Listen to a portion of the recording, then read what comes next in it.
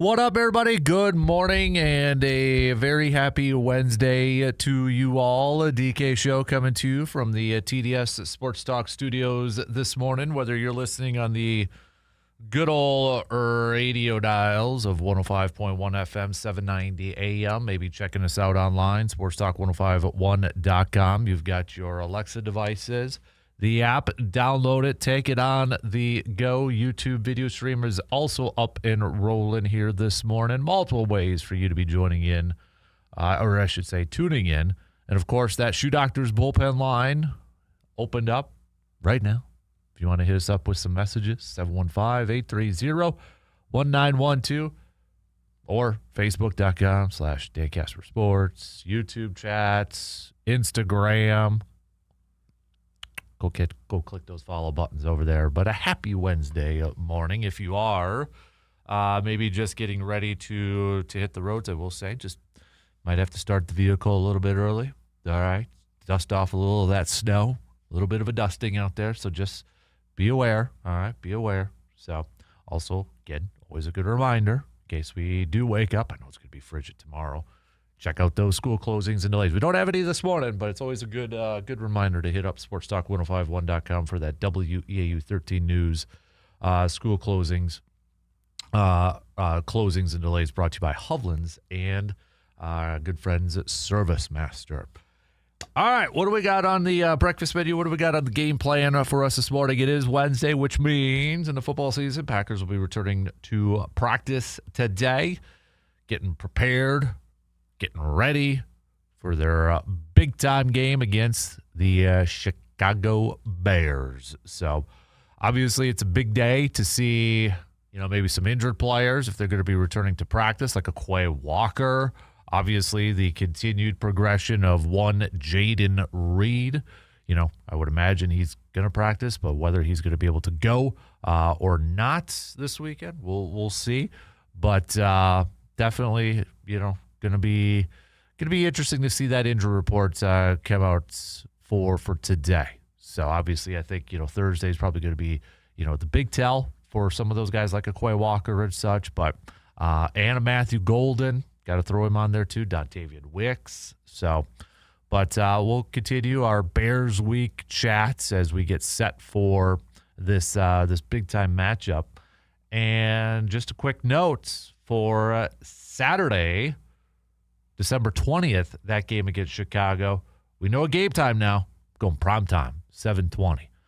I'm not a fan of primetime games, but I'll tell you, Saturday night primetime games, I'm okay with. Especially late in the winter, not a whole lot going on. I'm good with that. So there you got it. Put it on your calendars.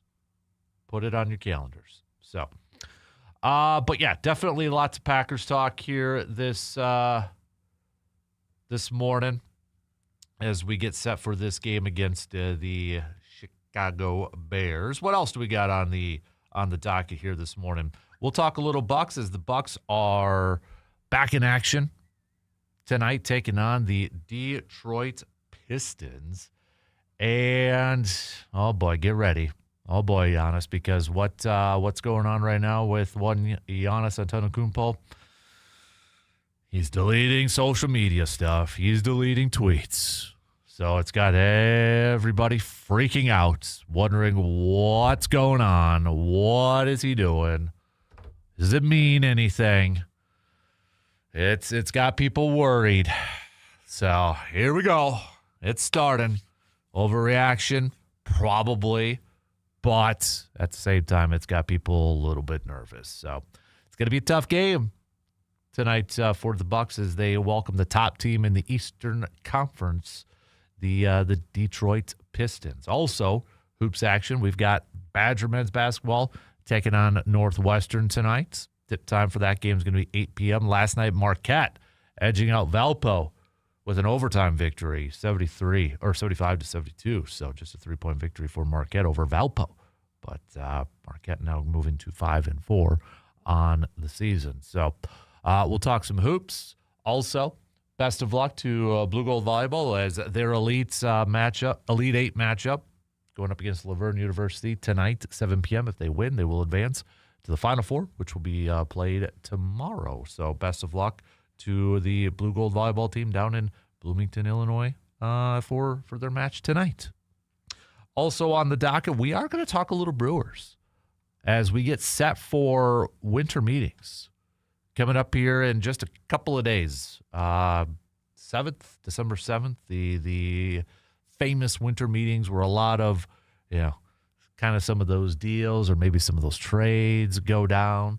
That's not always the most active time, but there's some rumblings going on out there surrounding the Brewers that probably doesn't have a lot of Brewers fans really, really excited if we believe this. This was a few days ago, but I want to go back to this. But there was a report from The Athletic. Okay, Will Salmon and Ken Rosenthal. So again, Will Salmon used to cover the Brewers for The Athletic, and obviously Ken Rosenthal is nationally one of the better national baseball insiders probably out there. But according to their write-up from a few days ago, the Brewers are fretting over their payroll. The possibility exists that the team might need to subtract from their roster in order to add. So, yeah. Anybody concerned about the Brewers? And this does come on the heels of the Brandon Woodruff qualifying offer. But there's a report out there that the Brewers are concerned about their 2026 payroll. So there you have. Again, we'll take it for what it's worth. But obviously, when you hear that phrase, it probably doesn't garner a whole lot of confidence from Brewers fans out there that they're going to be active this offseason. Active in terms of maybe finding a power bat or anything like that. Now it brings the question, does that also mean that Freddie Peralta is going to be traded? It's a legit question. It's a legit unknown at this point. I know Kurt Hogg, too, a couple days ago reported that Jacob Mizorowski, anybody thinking that the Brewers, would they get Jacob Mizorowski to an extension?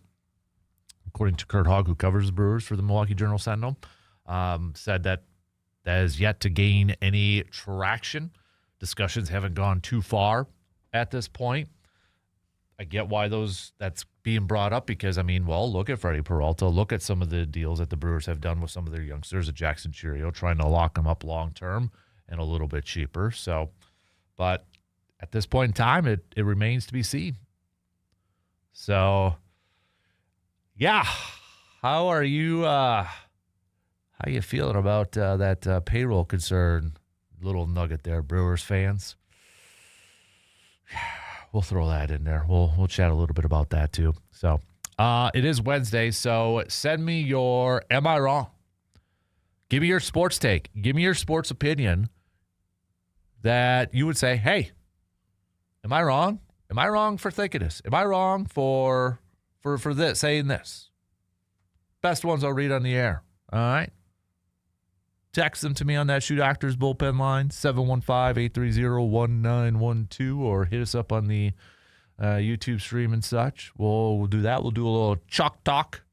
It is a Chalk Talk Wednesday, so we'll get out the marker board again, hit that up. And once in a while, I like to do a little wild card Wednesday, so I throw it back to you, the listeners, to kind of control the topics in the program at hand. You got a topic in mind that you'd think it'd be like a solid,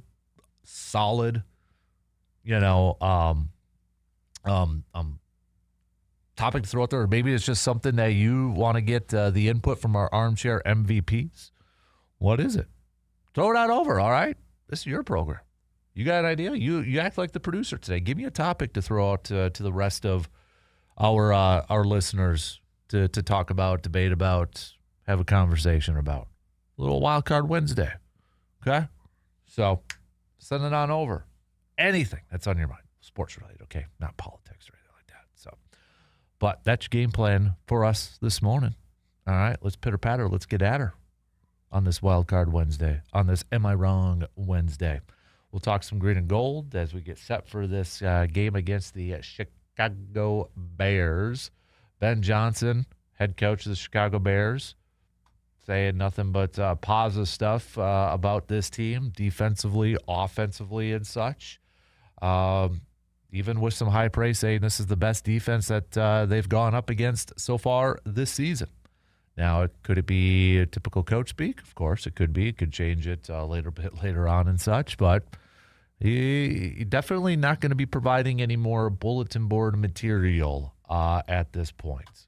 So, definitely not going to be doing that.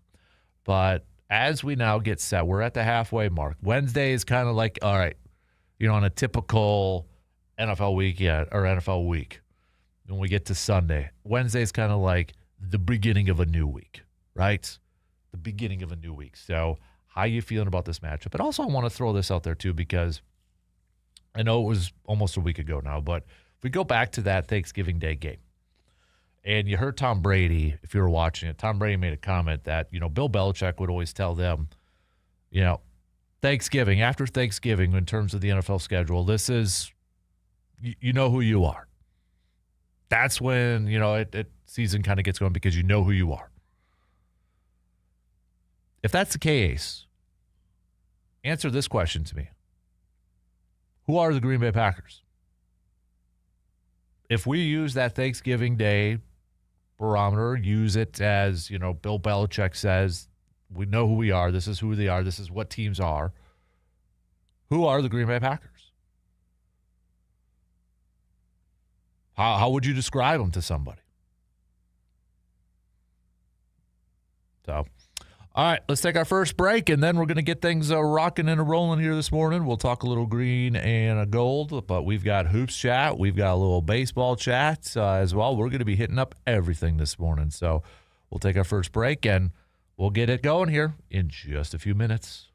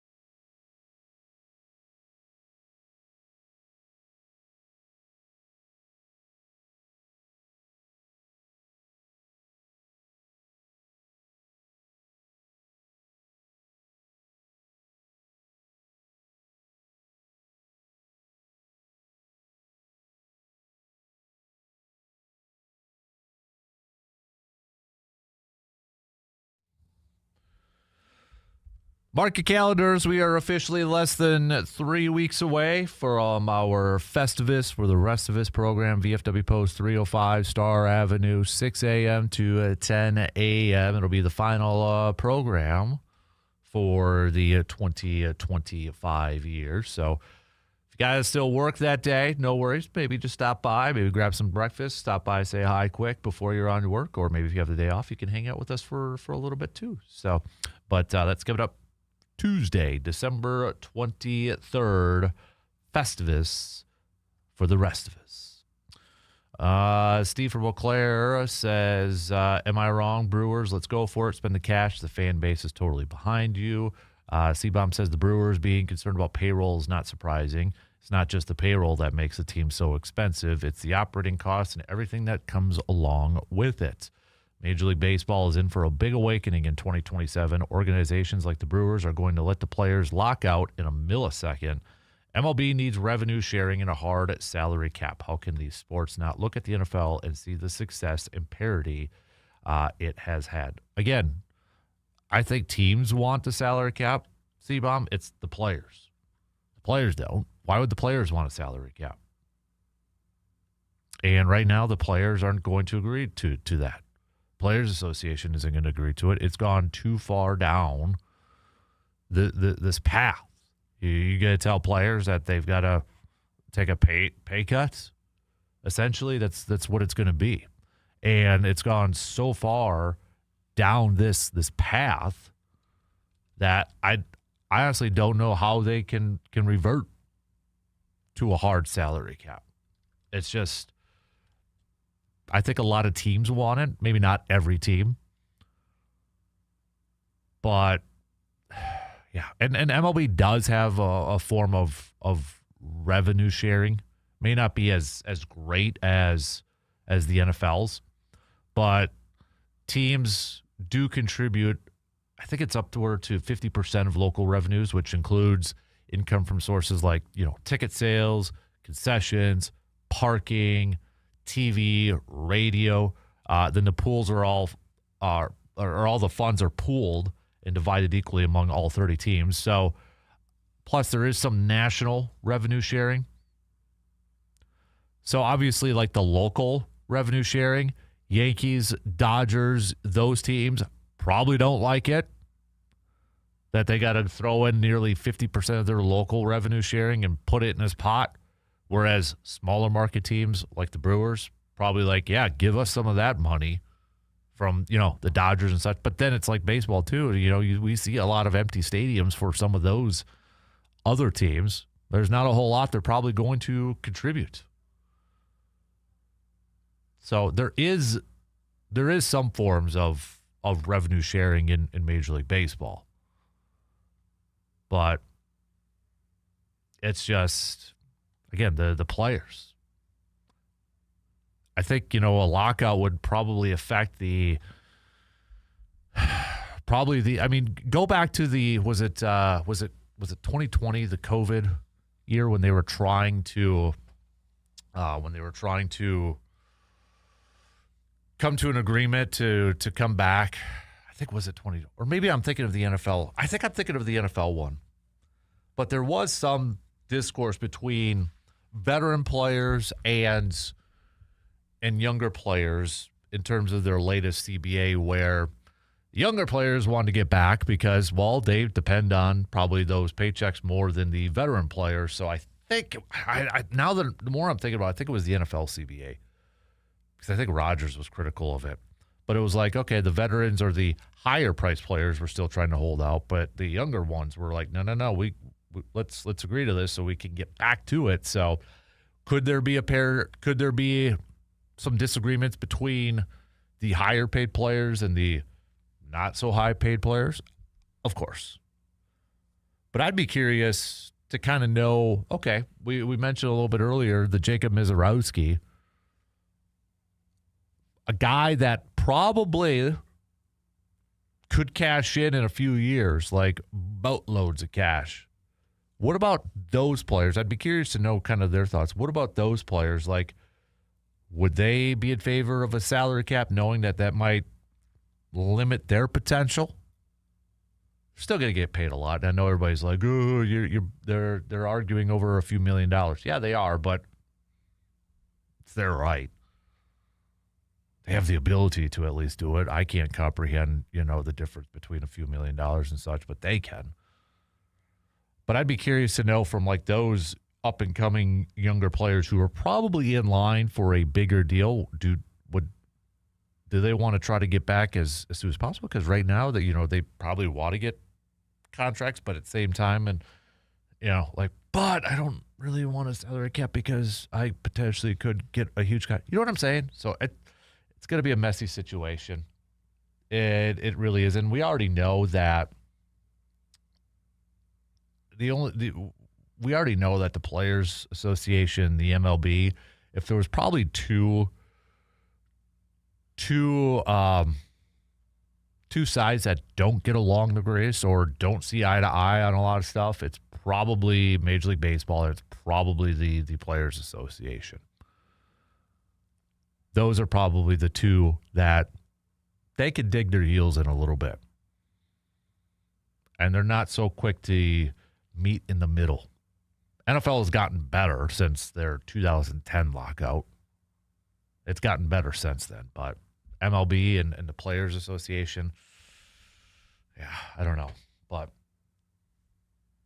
And I don't know, really, too, okay, so if they do put a salary cap in place, okay, how do you revert?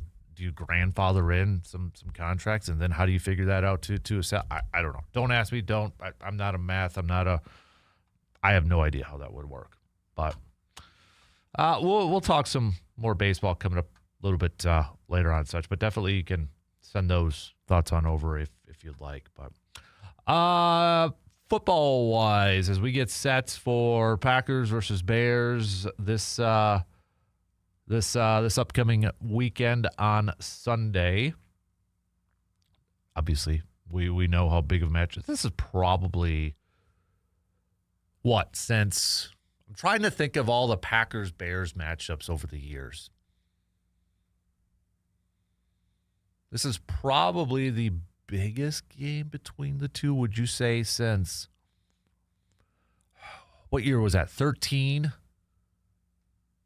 The touchdown to Cobb to essentially secure a playoff spot. I mean, yeah, you had the opener week 1 in, would that have been 18?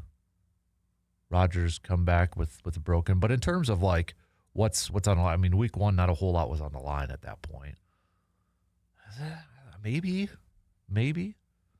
So, but Ben Johnson, head coach Ben Johnson, who obviously when he was hired by the Bears, maybe took a little bit of a shot to Matt LaFleur and the Packers. Yesterday, though, he was buttering up the Packers, specifically when it came to their defense, saying, quote, "It might be the best defense we've seen all year. It's all hands on deck. It's going to take all 3 phases for us here this week." Personnel-wise, they're loaded across the board. You've got multiple guys up front that you have to be aware of, starting with Micah doing a great job moving around, so it's hard to get a beat of where he's going to be. Rashawn Gary's still playing at a high level, and they've got a lot of depth there too. But you can tell they're really well coached. They do a great job shedding blocks on their front line with the linebackers. A lot of respect for Quay Walker. He's been doing it at a high level now for a number of years. And Cooper, I don't think that he was healthy when I was calling games last year against them, but he shows up all over the tape. He's flying around. They are matchup issues for your backs and pass protection. You can tell they bring it. Fast players, sideline to sideline. And then I think the safeties are probably the 2 best safeties that we have seen all year long. They're extremely active in the run game. They're all over the field, and so we've got a tall task here at hand. And then when you combine it with the scheme, I think Halfley does a great job of making it simple for them. And yet, to the offense, it can seem fairly complex. And those guys just go out there and play really fast, and that's what shows up all over the tape. So, Ben Johnson, very, very, very complimentary towards the Packers defense. And he did have some nice things to say about the offense too. Josh Jacobs and and Jordan Love, and talked about the speed of the wide receivers as well. So, but one, he does bring up a point about the safeties here, and I know we were kind of talking a little bit about Isaiah McDuffie yesterday, and just his overall play, and kind of maybe a little bit of a surprise contributor for the last couple of weeks, especially with Quay Walker missing time due to his injury. But you got Evan Williams. If we talked about maybe a player from this squad so far this year, from this Packers squad so far this year, that you think has maybe really taken a nice jump or really improved, I think you throw Evan Williams into that equation. I think you could throw a Javon Bullard into that equation. The two second-year guys, we talk about sophomore slumps. Right? We talk about sophomore slumps for a lot of rookies in that. But I think you look at guys like Evan Williams and you look at Javon Bullard, and you see two guys entering their second years. And I think you're seeing growth from those guys. And you hear coaches talk about all the time, you want to see growth, continued growth from the younger guys in that. And we focus so much more on players that maybe go through those sophomore slumps. But when they are actually, playing well in their sophomore years and their second years, it kind of maybe gets overlooked at times and such. Evan Williams and Javon Bullard, I think, are having some very solid seasons this year. I mean, Williams has 3 picks so far this year. Bullard, I think, has improved from a coverage standpoint. Really, I think he looks a lot more comfortable playing in that nickel role, that slot role. And you look at last year, too, I think it was just from a secondary standpoint, they were banged up. It felt like every game something happened where they had to reshuffle that entire secondary. So if Evan Williams got hurt, Javon Bullard had to go back and play safety. There wasn't a whole lot of opportunities for them to really get comfortable in their roles. And I think having an entire offseason and then just really, focusing on their positions at hand, I think has been a big boost for these two young guys entering their second years. But you look at, that pairing of Xavier and Evan Williams. Ben Johnson says it's the best duo of safeties that we've played all year long. Maybe he's right. I mean, we could go through every team if we wanted to look at their safety pairings and such and debate, do they have the best safety pairings in that? But to have those two guys, and I think does provide a little flexibility for Hafley to maybe bring a safety blitz like we have seen a few times here, to maybe be a little aggressive in some of the coverages, and maybe makes them feel a little bit better at times, knowing that they're, maybe some of their corners are struggling a bit here and there. But man, I'll tell you, when that practice report comes out today, I really hope Quay Walker's out there. Isaiah McDuffie's played really well, but again, I think you're going to see Green Bay play a lot of base defense to try to slow down that Bears running attack. And having Quay Walker on that field with Isaiah, obviously with Edgerrin Cooper, and then with no Devontae Wyatt, I think it's a big need. It's a big must. And for all the talk, too, about how do you replace Devontae Wyatt? We focus on the defensive lineman. Warren Brinson's going to be a guy, but I think and this is just me, Hafley, I've got all the confidence in him and such, and trying to figure out ways and ideas to maybe get that interior pressure that you're going to lose from a guy like Devontae Wyatt. I think you're going to see Quay Walker, Edgerrin Cooper, guys like that starting to maybe blitz a little bit more coming up the middle. Maybe being a little bit more creative with those guys and trying to utilize their speed to get after the quarterback. It is going to be so crucial for Green Bay to win the early downs on the defensive side, going up against Chicago's offense.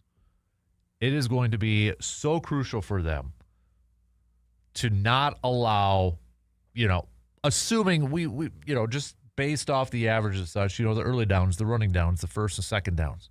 It is going to be incredibly crucial for that defense to not give up 5 yards, 6 yards on first down, putting the Bears offense in like second and short situations right away. I saw Dan Orlovsky a while ago tweet this too. A main reason why the Bears are the 1 seed. Bears early down rushing. 135 yards per game this year, first in the NFL. If Green Bay can slow down, stop that run on early situations, and essentially put the ball in Caleb Williams' hands and putting him in third and long situations, so then you can let Micah Parsons and some of those speedy linebackers go after him and get after him. That's going to be the ideal situation for this Packers defense. Can they stop the running attack on early downs? All right, we got to take a quick break. It is a wild card Wednesday, so you got a topic in mind, you got a thought in mind that you want to throw out there, hit me up, all right? Text it on over. Don't be shy. Let me know. We'll take a quick break, and we'll be right back in just a few minutes.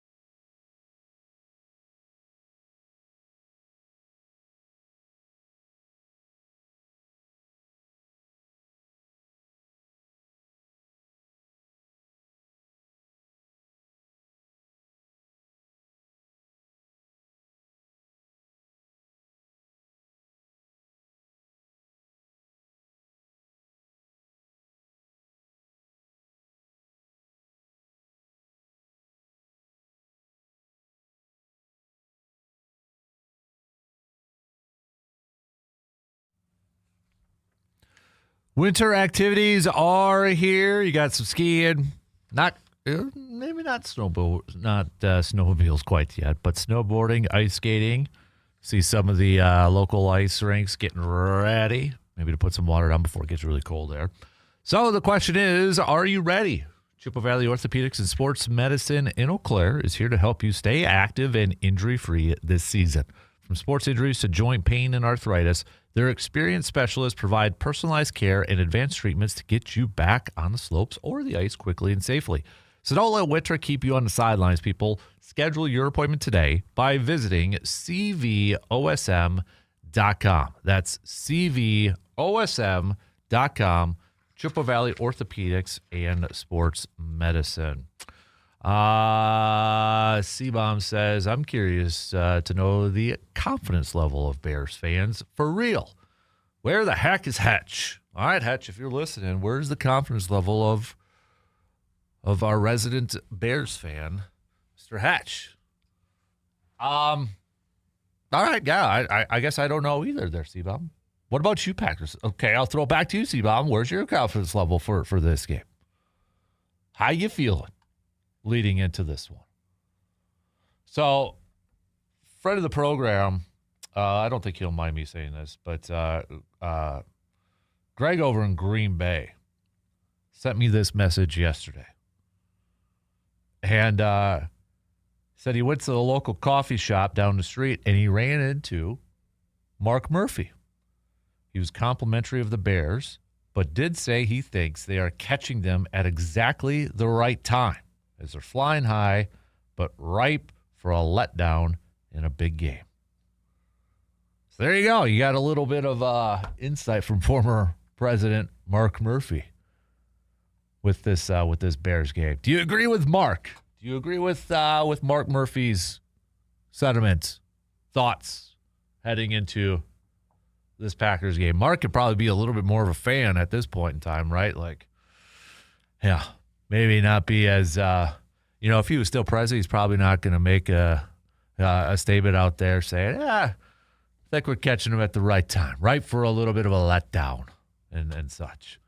But, all right, yeah, if you are a Bears fan, where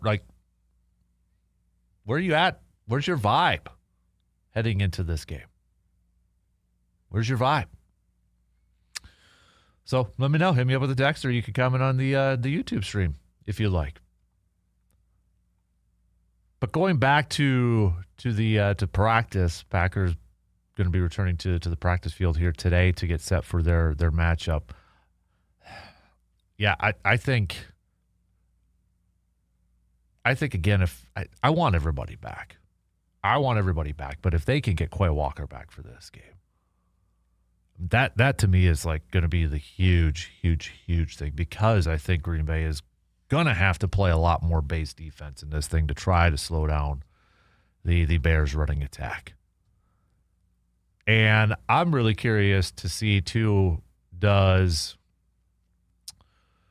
Ben Johnson have something in mind to kind of catch this Packers defense off guard? Like, you hear coaches all the time say, expect the unexpected. Especially like early on in the game. Expect maybe something that you're not prepared for.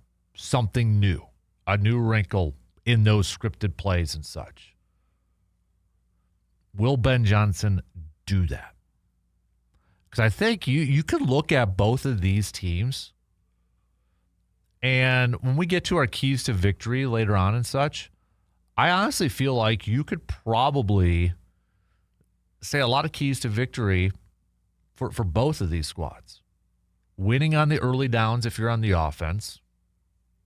Although Green Bay, it's still kind of a weird stat how they're so poor on third and short, but like the best on third and long. But I still think, in Green Bay sense, I think if you ask a lot of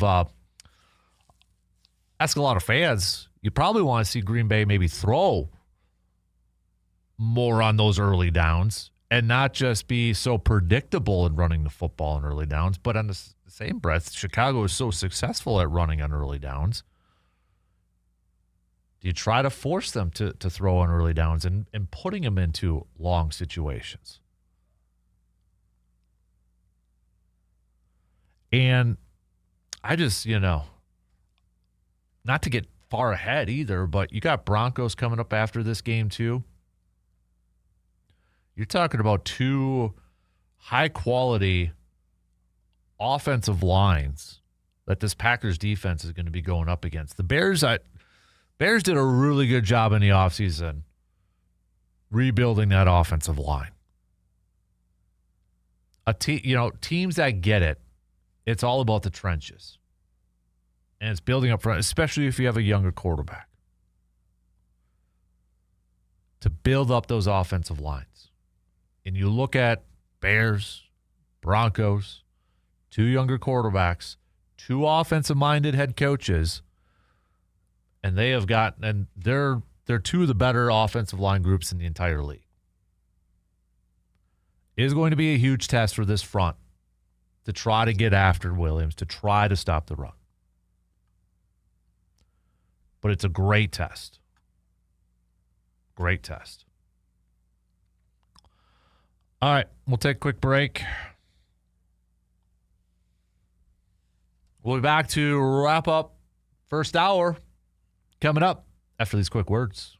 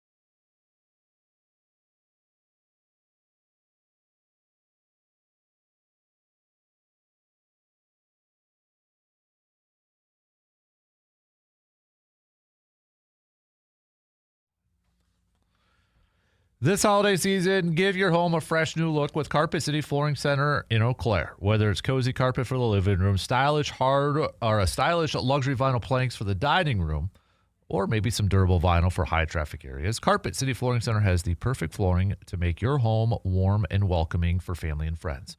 Their experienced team will help you choose the right style, guide you through measurements, and provide professional installation, making it easy to get your home holiday ready without the stress. With quality products, fair pricing, and service that you could trust, Carpet City Flooring Center has been helping homeowners in the Chippewa Valley transform their spaces for years. Don't wait. You can stop by today and see their wide selection or visit them online to learn more. Carpet City Flooring Center, bringing warmth, style, and comfort to your home this holiday season. Benjamin and EC. I really like this question, Benjamin and EC. He says, "Morning, Dan. Are you ready for some sub-zero temps? Ready or not, it's coming tonight." You know it, man. You know it. I want to do some more, by the way, not to get off on a complete tangent. I want to do some more ice fishing this year. I got the stuff. Got a gas auger last year, such, using that. I don't even know if it works, but I have to get that thing going. But I want to do that more. Anyways, Wild Card Wednesday. Do you agree with the fourth down call to ice the Lions game? I was torn watching it live, but leading towards a punt. Stats say it's like a 17% touchdown rate when you have to drive 80-plus yards. Plus, with the Lions having no timeouts, if you miss fourth down, Lions get the ball at midfield. This is a great question, Benjamin, because I'm not going to blow smoke up your butt or anybody's butt. I probably wouldn't have had the gonads to say, let's go for it. If I was Matt LaFleur, if I was the head coach in that situation, I'll be honest, I probably wouldn't have had the gonads to do it. And I think a lot of people saying, right call, that's what I would have done. This isn't Madden. Okay? I mean, Madden, great. You could go do that and play that. I probably, my stomach would have been tied to knots, especially coming off the third down where you just watch your wide receiver Christian Watson drop it. Yeah. I probably wouldn't have had the gonads. But from an outside looking in, and I'll agree with you. Like I was torn too. It's that classic situation. If it works, you're a genius. If it doesn't, you're going to be called on the carpet. And in this case, it works. I will say this though. I feel like if you're Matt LaFleur, who has preached over the years, all gas, no brake. Got to come in with your pee hot. You keep saying that. And you keep saying it, and that's your mindset. And your mindset is aggressive, aggressive, aggressive. And I think if you ask a lot of fans this year, it's like a common theme has been there's a lot of talk, but they don't really back it up or they don't do what they're saying. And I think in that situation, when you earlier on in the game, you went for it on fourth down a couple times and you scored a touchdown, I think you have to keep that same mindset. It was a huge risk. It was a huge risk. I do think there was some confidence that their defense was going to be able to keep them out of the end zone. I do feel like if it was they were just down by a field goal, I wonder if the thought process changes to try to pin them back. But I feel like given some of the decisions that LaFleur made earlier on in the game, I think you had to keep with that same mindset. And ultimately, I think, I was kind of talking about this earlier in the week. Put yourself in the player's shoes at that point in time. Put yourself in Jordan Love, Dontavian Wick's shoes. Your offense, your receivers. Your coach is out there saying, no, you stay out there and you win this game for us. Empowering the players like he did. Putting his faith, putting his trust. How many weeks you've been hearing people say, he's got to put more trust in Jordan Love. He's got to take the handcuffs off Jordan Love. There you go. I can't think of a bigger moment than that. To empower the players that way to put it in their hands, to let the players decide the game. It was a risky call, but it ended up being the right one. All right. Couple minutes left. Good morning, Morgs. Well, you're talking about risky calls, and if you make the right one and it works out, you're a hero, and if it falls flat, then you have to explain a little bit. Mm-hmm. What's the last risky call you made in your own life that turned out okay, do you think? Sports or not, even if you're from the coaching, when you're coaching, or in your own life? Like something that you kind of rolled the dice on, you took a chance, and you turned out. Probably some like triple reverses and flag football coaching. Okay. Yeah. What about in life? What about the last risky thing you did in life that you're like, you know what? I'm going to be a hero if this works out. That's a tough one. I can't think of that off the top of my head. Like I live a boring life. Boring is not that bad of a thing to be. Boring's definitely underrated in a lot of times. I do wish that I could just be lazy at times. Okay. Yeah. And that isn't exactly rolling the dice. That's more like something you aspire to be, right? Yeah. So here's a weird adult thing that happened to us. Of course, coming into winter, furnace goes out. Why not? Perfect timing. Course, yeah. Perfect timing. And we were allegedly under warranty. Convenient. Allegedly, yeah. Right, convenient. I'm like, that's why you have warranties. It's supposed to work. Mm-hmm. We're like right at the cusp of that warranty. So rolled the dice, submitted it, and they said not covered. And I'm like, I think we're covered. Yeah. So I took the adult roll again. Things like this never go my way, by the way. This is complete because who has, a couple grand laying around to throw at a furnace problem right around the holidays? Right. Hello, that's what everybody gets apparently for the next 3 years. Yeah, I was an adult and did it in the summer. Yeah, of course. Hey, you know what? In my defense, I argued for that, but I was overruled in the house. So we waited till it was freezing cold to turn it on and realized it didn't work. You won that one. So I did something that I wouldn't normally do. I resubmitted it and I said, I think you're wrong. I think we're covered by warranty. Guess what? They admitted they were wrong? Covered by warranty. Ah. But so often, I'm the suck it up and just pay it and get on with life. It's not worth the fight kind of person. Yeah. So every once in a while, if you get a tiny win like that and the temperature's dropping all day long, you feel like things are going to work out okay. Now, do you know anybody that will always, always, always go for the fight, no matter what? My grandma. Is she one of those people? Yeah. Or like eat like at a restaurant if they'll send something back if it's not. Oh yeah. Oh really? I can't do that. Oh no, I'd be highly Veronica's allergic like and eat that, it. too. Oh really? Yep. No, I'd eat it anyway, There's even a if piece I of know. hair, just take it off and eat it. Give me a brush.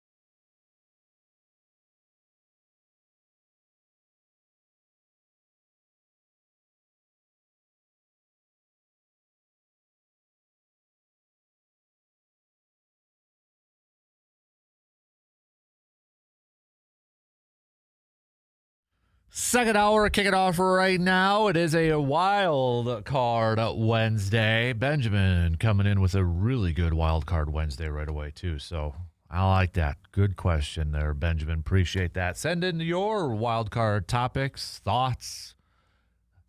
We're going to make this a thing on Wednesdays, wild card Wednesdays. You got a topic, we're going to put the show in your hands.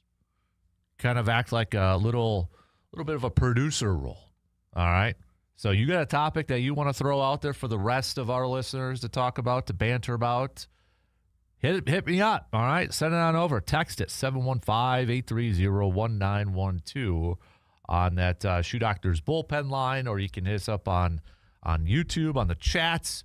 Also, hit me up on Facebook, X, Instagram, all over the place, all right? I like that stuff, see? I like it. So we'll get back to some more green and gold chats coming up here. But, yeah, if you are a Bears fan, C-Bomb has a question for you. Where's your confidence level? Where's your confidence level heading into this game? Like, he generally, how you feeling about this one? You feeling good? Feeling good? Feeling confident about it? Let us know. So, we're going to talk some more Brewers as well. I know this was a few days ago, but with everything going on, just kind of catching up and such, because we do have winter meetings that are going to be scheduled coming up here, which is the hot stove season for Major League Baseball. And there was a report a few days ago from The Athletic saying that the Brewers may be a little worried about their payroll, i.e., are they going to shed some payroll? Which, to Brewers fans, you're probably not surprised, but you're probably incredibly frustrated to hear that. So we'll talk a little bit about that. We got hoops, though, in action tonight. We got the Badgers tipping off against Northwestern before they get set for their weekend game against Marquette on Saturday. Northwestern coming over to the Kohl Center. Both teams 5-2, so a little early Big Ten action coming at your way. Tip time for that game is going to be at 8 p.m. And then you got the Bucks also back in action tonight. The 11th seeded Milwaukee Bucks in the Eastern Conference, 9-13, taking on the top team in the Eastern Conference, the Detroit Pistons. And it's happening. It's already out there happening. Giannis has deleted a bunch of stuff on social media. I think it's mostly geared towards his Twitter/X account. But now you have got people freaking out.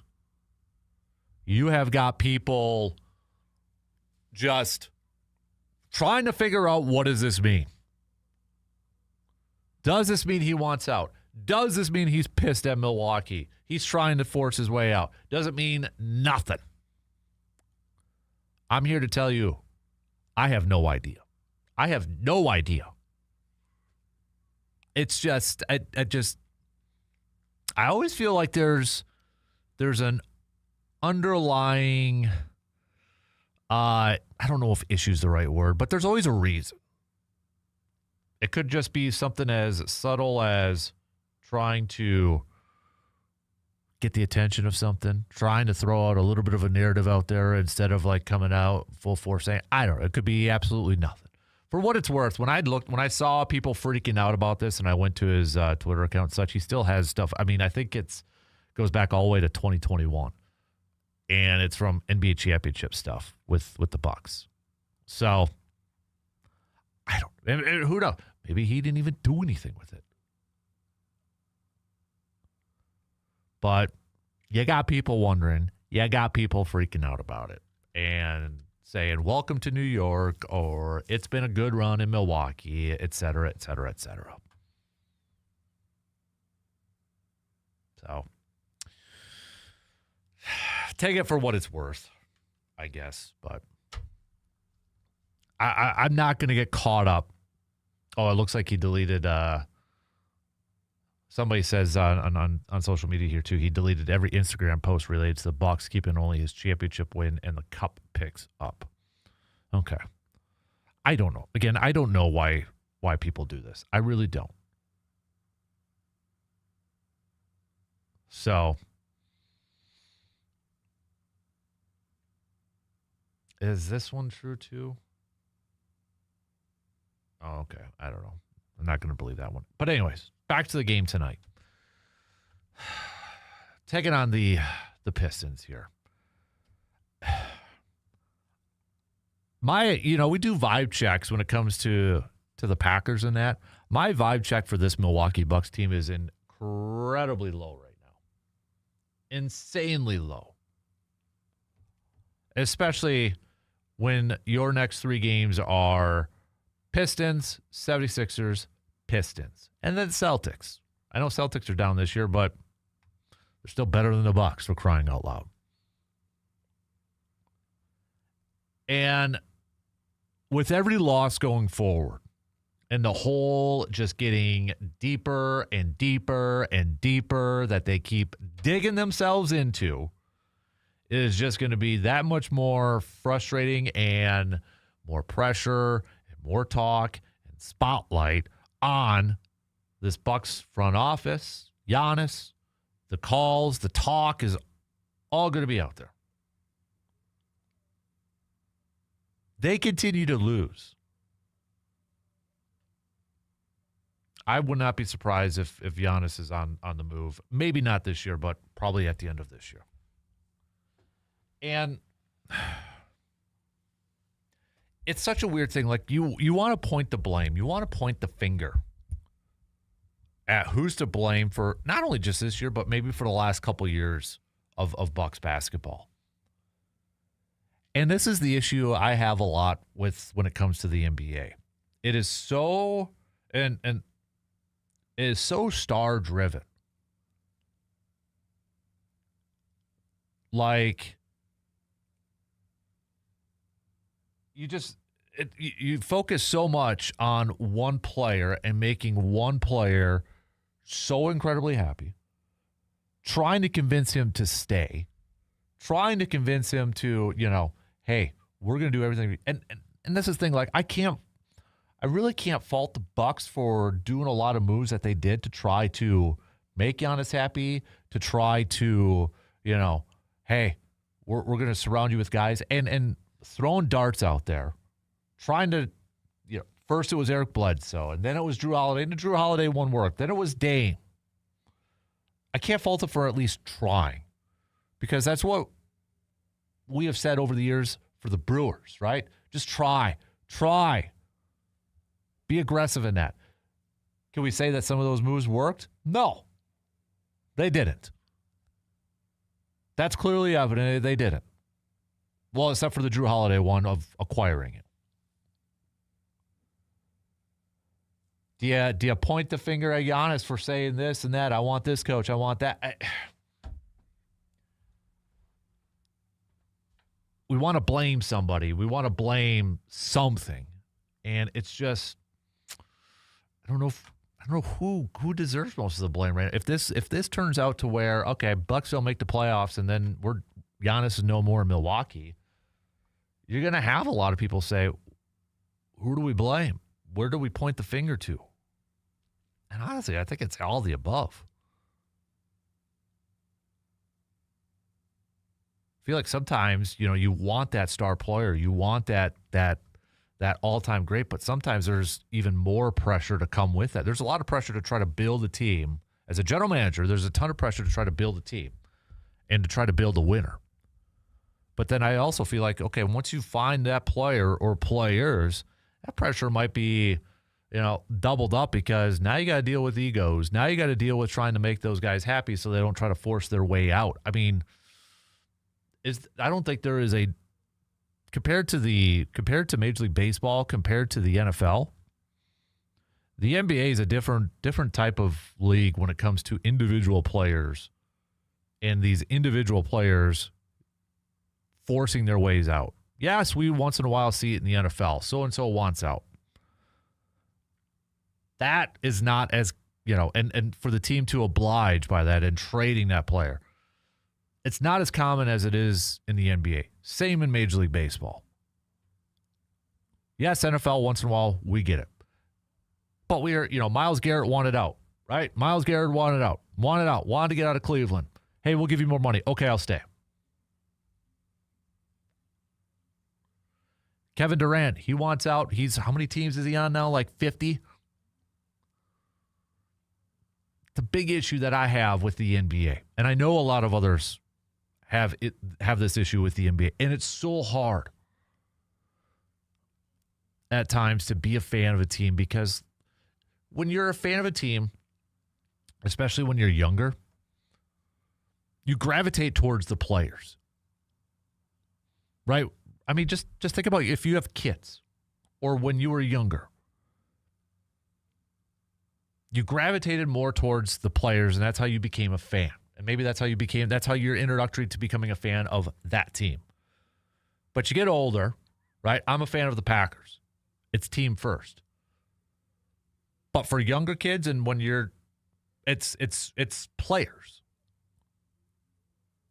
I know for my kid right now, he's a Bucks fan, he is a Packers fan, he is a Brewers fan. But it's all about the players, cards, all that stuff. And it's so hard right now in the NBA to be I guess the point I'm trying to say, it's so hard in the NBA right now to be a fan of a team, because how quickly is that player just going to go up and move? You buy, like last year. I'll use Hudson as an example. Not this summer, but the summer before. He had a Dame jersey as a birthday gift. He's no longer with the Bucks.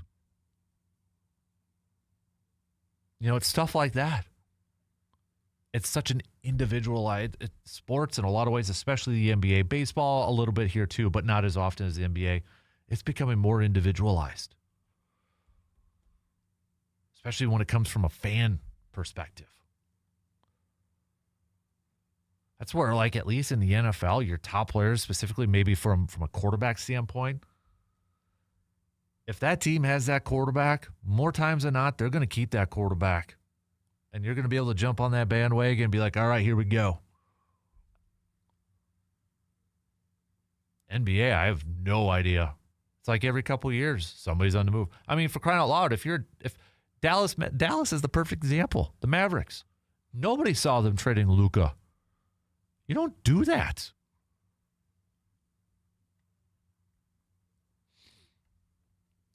Oh, it was this day. I got to throw this out there so really quick, back to Packers.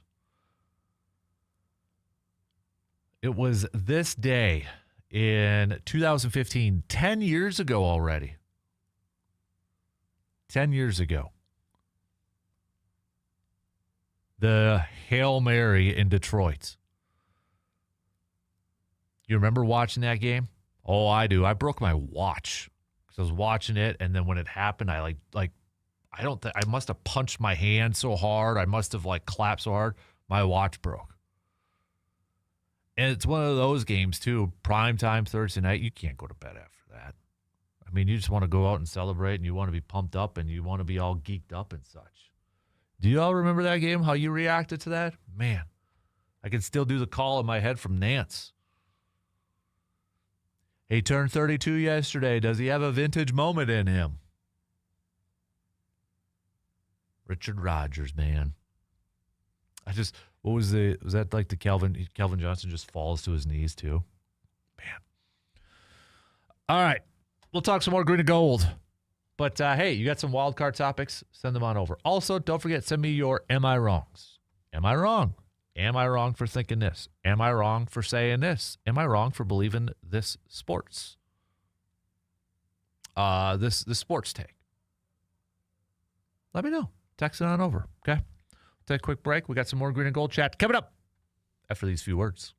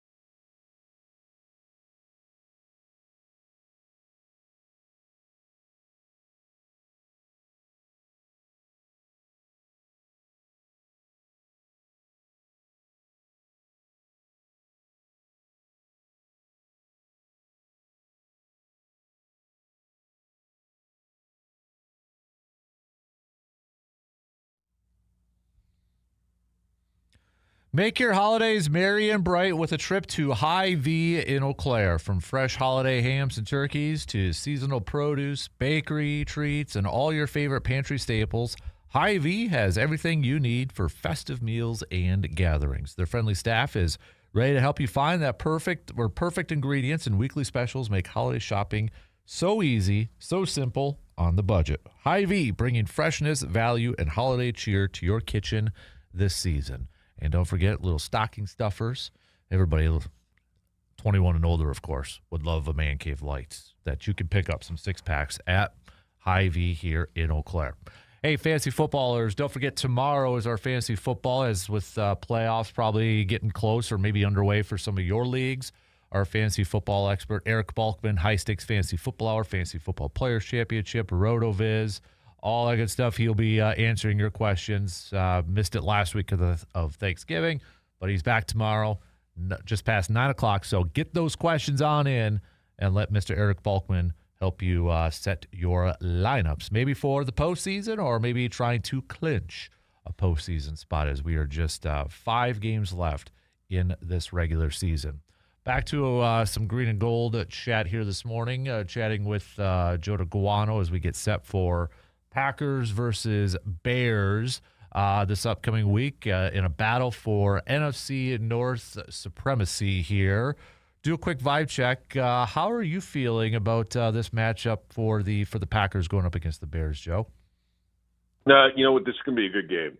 And when you look at the positional matchups and the Bears, they can run the ball. They can run the ball, and they run the ball right in the A-gap. It is a lot of inside stuff. They've got Drew Dahlman at center, Joe Tooney and Jonah Jackson at those guards, and, of course, Devontae Wyatt being out for Green Bay. So this game is going to be won or lost in the trenches. And I'm feeling good about it when you start looking at the matchups, when you start looking at Caleb Williams against this Green Bay defense. And again, the key is going to be to get Chicago in a situation where they have to throw the ball. This is an offense, the Chicago Bears, that put up over 220 yards rushing against the Philadelphia Eagles last week. Just manhandled that defensive line. And that defensive line for the Eagles is a really tough defensive line. So this game will be won or lost in the trenches. I think it's one of those football games, Dan, truly, that if this game were played in Chicago, I'd probably be picking the Bears. But I really like where Green Bay is right now, especially home at Lambeau Field. How does Green Bay replace the pass rushing talent that Devontae Wyatt brings to the table? Yeah, that's good. You got to have guys step up. You got to have a Colby Wooden step up, and you were hoping maybe Lucas Van Ness would be healthy enough that he could bring some interior pass rush. But it looks like he's in a walking boot this week. Looks like, again, he probably will not be available on Sunday. And so, you can move Micah Parsons around a little bit at that point. We've talked in the past about, Rashawn Gary putting his hand in the dirt a little bit more. Maybe you switch some things there. But it's going to be a team effort. And really, when you lose a guy like Devontae Wyatt, whether it be in the passing game or the running game, you've got to have guys step up. You've got to have Carl Brooks healthy. You're going to see a lot more of Brinson and Stackhouse, the 2 kids from Georgia. They're going to have to step up, especially in the run game. But yeah, you're going to have to get plays made from other guys, and it's not going to fall just on one guy's shoulders. But Devontae Wyatt, in my opinion, really has come along nicely. And you look at this guy from a pass rush standpoint. You look at what he's done for the run defense. It's going to take a lot of players to replace what Wyatt did. How impressive has Isaiah McDuffie been for the group this past couple weeks? Fantastic. And this is a guy, obviously, that played for Hafley at Boston College. And you start scratching your head a little bit, Dan, because, earlier on in the year, it was a foregone conclusion. Packers probably will try to get something done with Quay Walker. I still like what Quay Walker has done, but I really like what Isaiah McDuffie brings to the table. And there's only so many dollars to go around. So now you start asking yourself, is the way Isaiah McDuffie playing?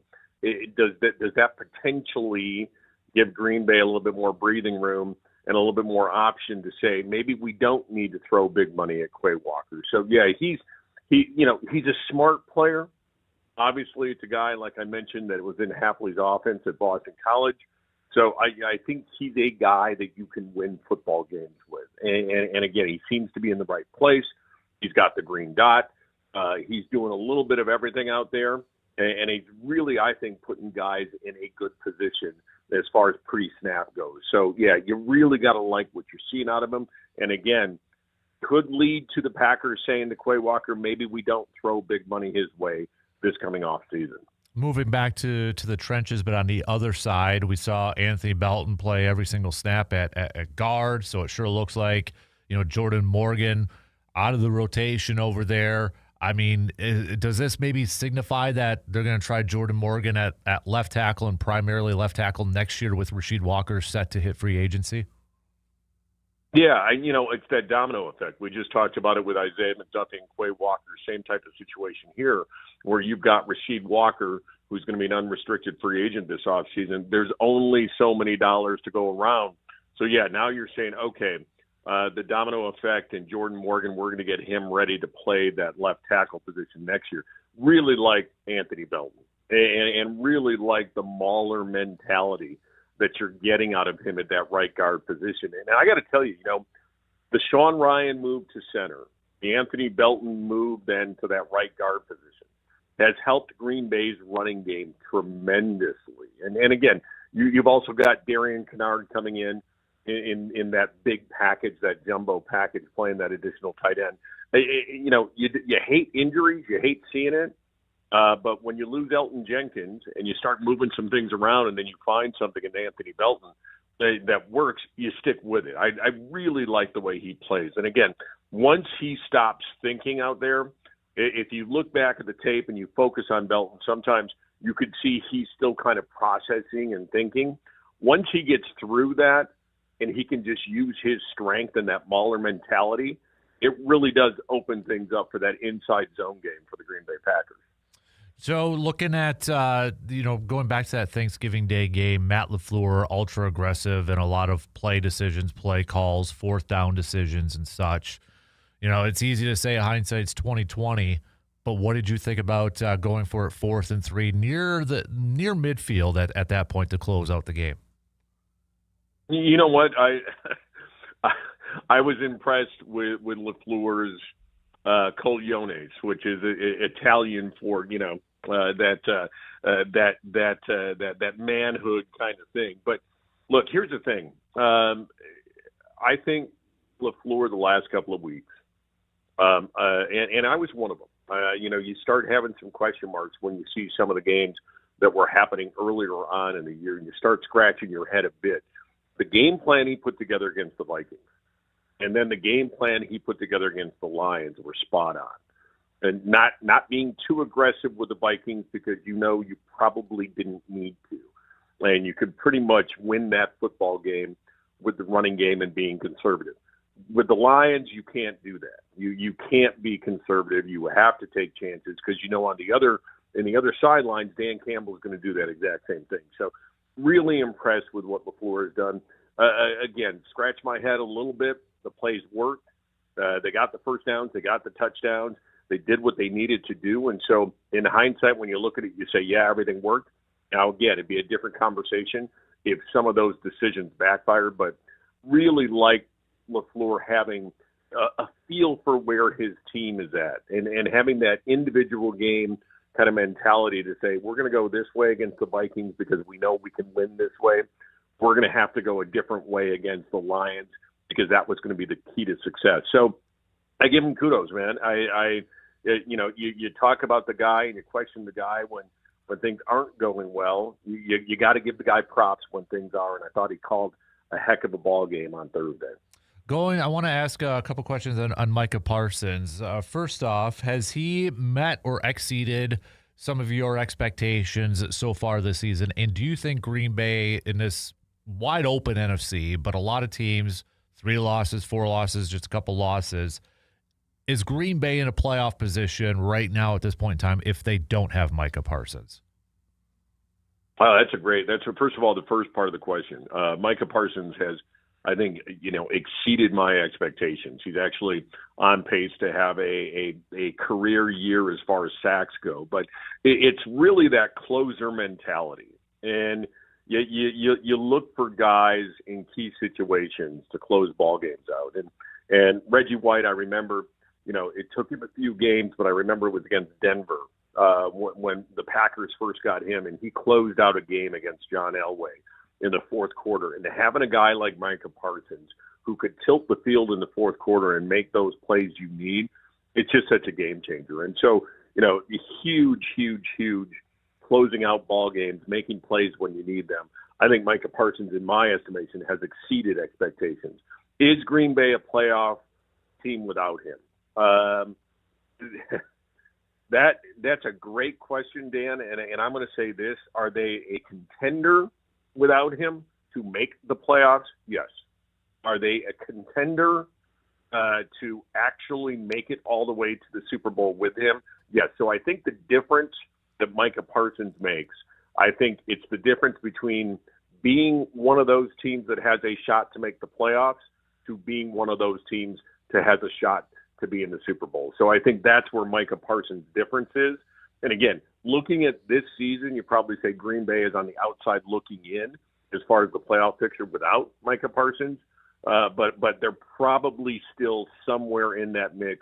And again, maybe somebody else has to step up. Maybe Matt LaFleur does play a little bit more aggressively because he knows he doesn't have a Micah Parsons. So now you're putting the ball in 10's hands a little bit more. So, yeah, I think it's the difference between a playoff contender and a Super Bowl contender as far as what Micah Parsons does for this football team.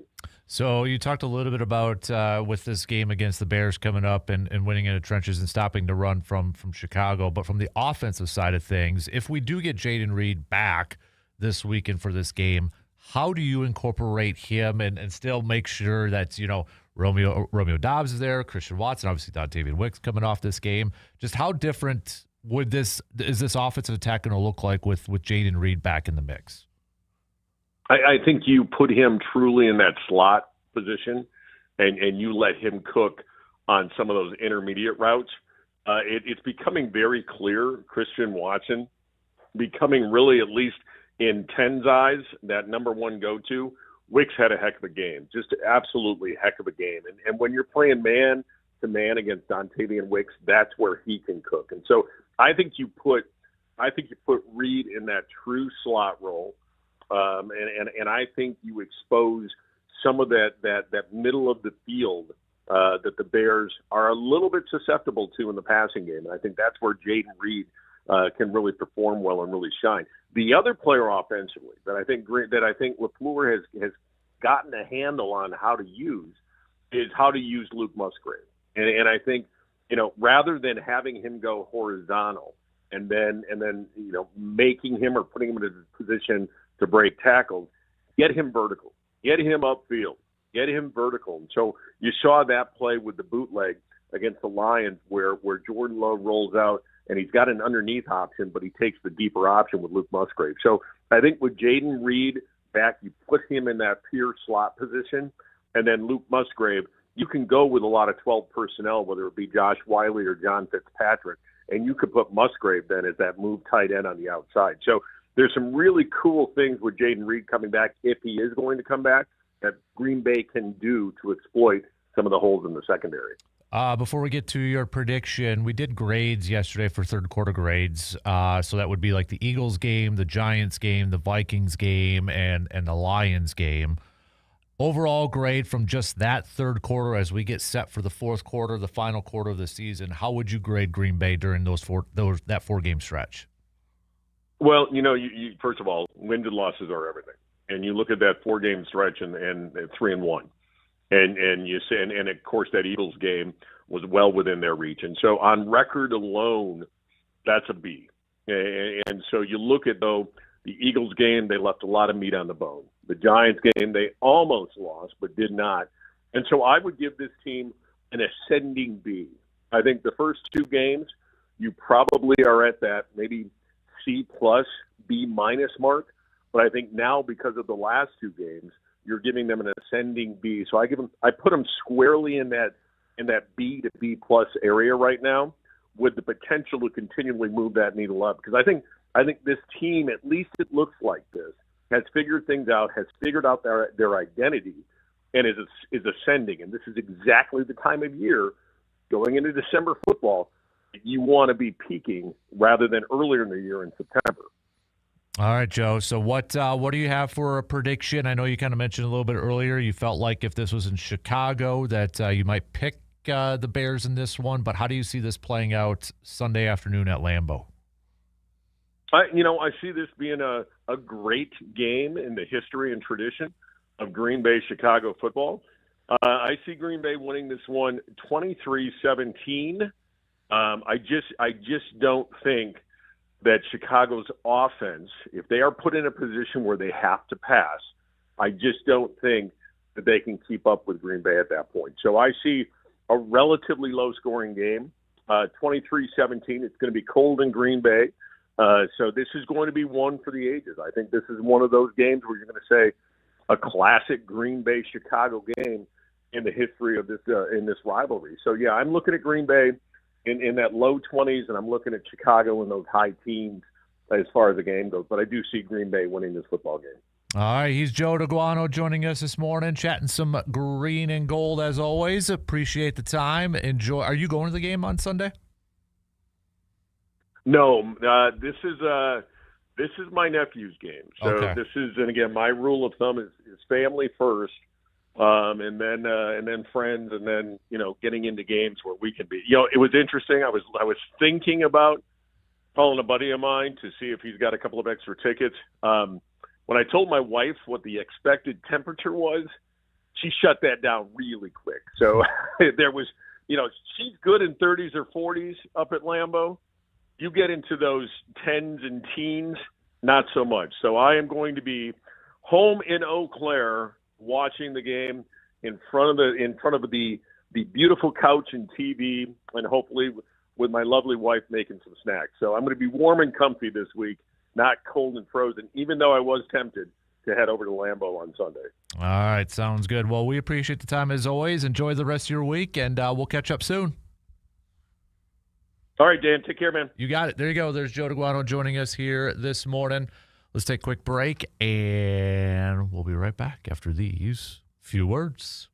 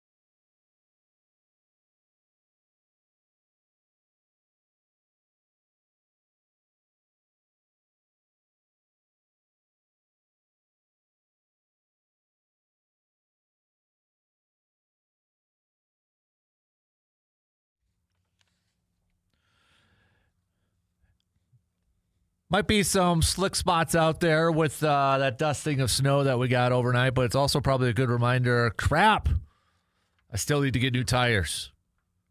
Where do I go? AJM Automotive, 1919 Brackett Avenue in Eau Claire. And maybe this past weekend with the snow, because maybe you had some bad tires and you didn't get them replaced or such, maybe you needed a tow. Who do you call? AJM Automotive. All right. I mean, literally, they do it all. I might have to see if they can maybe tune up my ice auger, get that ready to go. I mean, they tune up snowblower, small engine work and such. So, but winter is coming. So if your vehicle the question is your vehicle ready for maybe some holiday travel too? If you're going to be hitting the road this holiday season for traveling, maybe you need that oil change. Maybe you need to check out some brakes.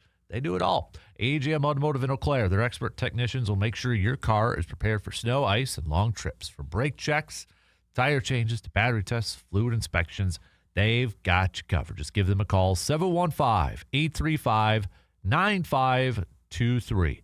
Again, 715-835-9523.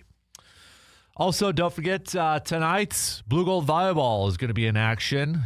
Elite 8 action down in Bloomington, Illinois. I always want to say Bloomington, Indiana. Bloomington, Illinois. So they're going to be taking on Laverne University. If the Blue Golds win tonight, they will advance to the Final Four, which will be played tomorrow. If they win that, championship on Saturday. So best of luck to our friends on the Blue Gold Volleyball squad tonight. Tonight, 7 p.m. is the game time start. So we're talking a little baseball here as we get set for winter meetings, the GM meetings getting underway here in a little bit.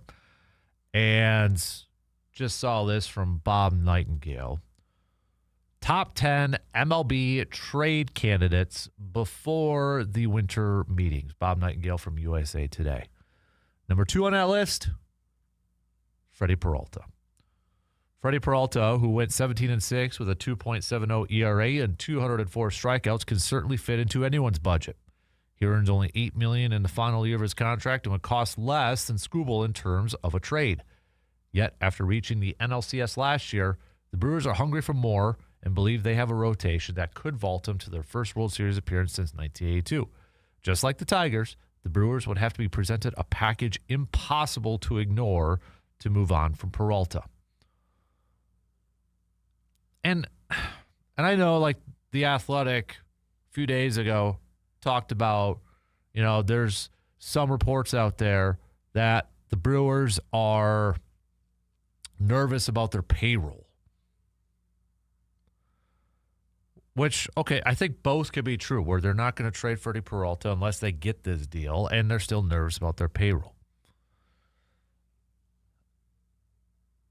I feel like, again, I said this a few weeks ago, when it comes to Freddie Peralta, I don't feel like the Brewers are shopping him.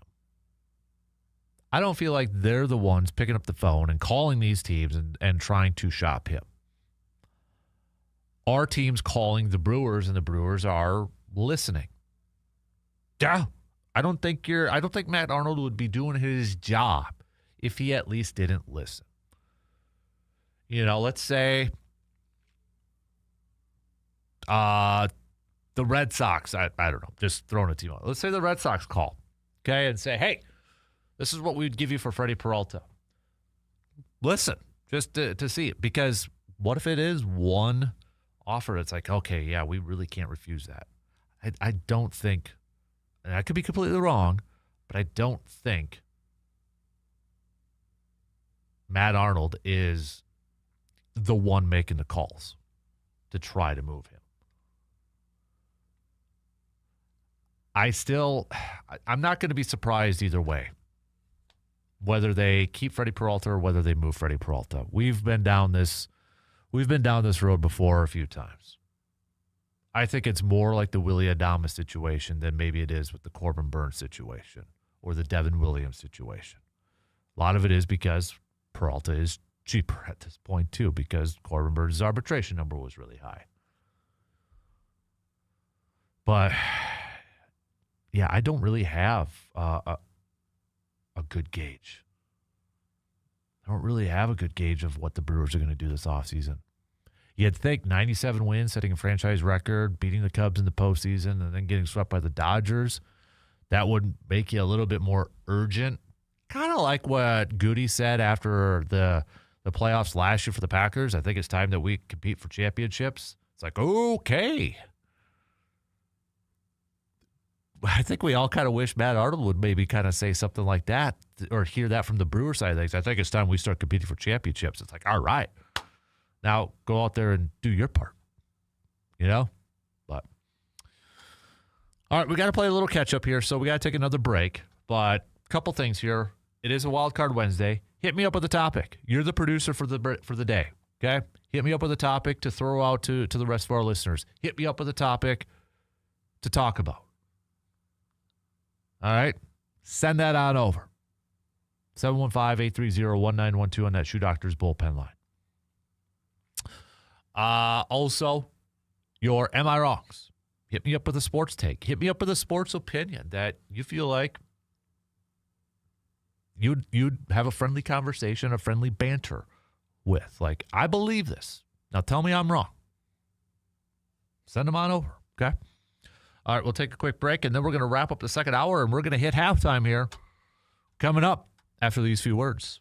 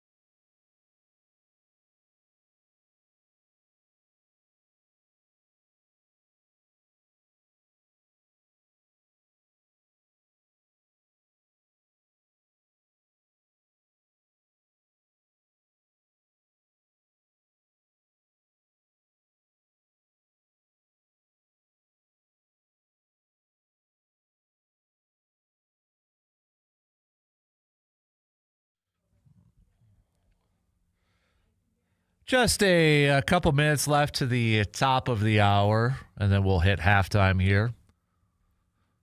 Going to talk some more green and gold as we get set for this matchup between Packers versus Bears heading into a Sunday. Don't forget, too, they did announce it yesterday for the second game between Packers and Bears. Primetime Saturday night, December 20th. So that December 20th game against the Bears, in case you saw it yesterday where there was like flex. So like, oh, wait, they're changing this weekend's game? No, that's still in the afternoon. It's still 3:25.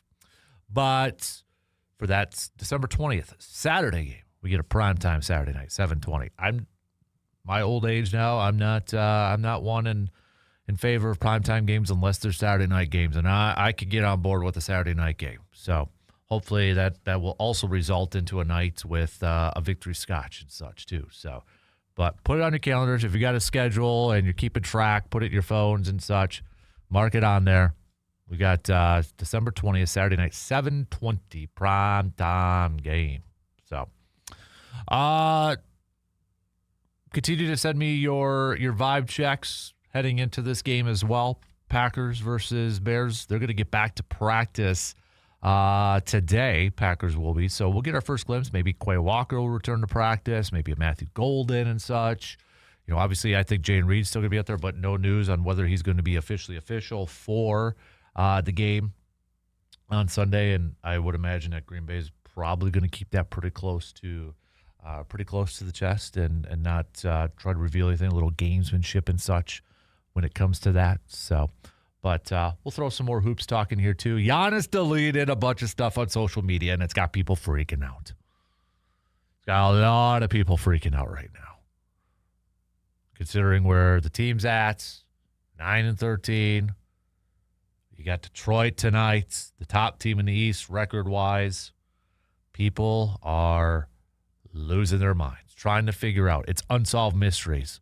What does Giannis mean? What is he trying to say? Why would he do this? Why would he go and delete everything up until 2021? Like 4.5 years ago. What is he trying to say? People are losing their minds. All right, 2 in, 2 to go. Got some news updates, and we'll be back to kick off the third quarter coming up after these few words.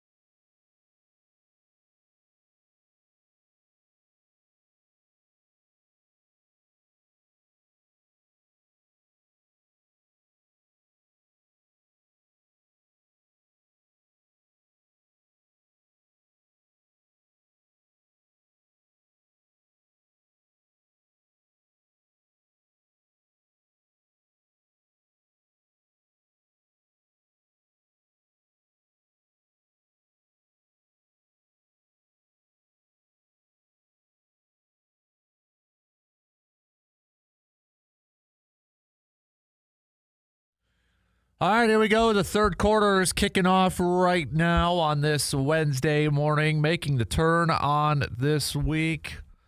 Thanks for hanging out with us and making us a part of your starts. We're getting set for Packers, Bears coming up on Sunday. We've got the Bucs back in action tonight, taking on the Detroit Pistons. Bucs fans freaking out not only because the Bucs are under 500, they're 9-13, but Giannis is deleting stuff on Instagram and Twitter/X, and it's got to be like, what the heck is going on? What is going on here? Come on. What does he mean? Play the Robert Stack Unsolved Mysteries theme. I wish I had that as the hotkey. I got to get that stuff lined up yet. Trying to figure it out, but it's going to be a talking point. And maybe he gets asked about it, but I don't know if he really would, kind of answer the question and such. But, yeah, that's a thing now. It's out there. Freaking out. Swiping everything all the way up until 2021 when they won the championship. So, I honestly don't know why people do that. I'll be real. I don't. I know people do. I don't have a good idea why. I don't. Because, I would assume that if you're deleting stuff because you don't want to be, get caught by posting something that you shouldn't be, it probably would have been found by now. So, who knows? But, yeah, get ready for that talking. That's going to be all over the place now, probably from the national side of things. Let's just take a deep breath. Let's just win some flipping ball games, and let's start it tonight, Milwaukee. Okay? You got the Pistons, the top team in the Eastern Conference, win-loss wise, coming to your home. Let's go. Rise to the challenge. Step up. Let's get this thing done. Let's get a big win tonight. Let's right this ship and turn this season around. Second quarter, beginning stages of the second quarter of the season. Let's go.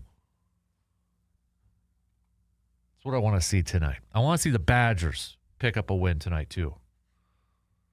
I want to see the Badgers take down Northwestern. Both teams coming at 5-2. Badgers coming off of their loss against TCU. Got Marquette coming this weekend. Marquette just squeaking by Valpo last night, 75-72 victory in overtime. So let's have a good night in hoops. Let's have a good night for basketball. I was reading a little bit during the break there, Matt Schneidman from The Athletic, who covers the Packers, talking a little bit about the rivalry. The Packers-Bears rivalry is alive again thanks to head coach Barbs and huge stakes. Obviously, we know the stakes part.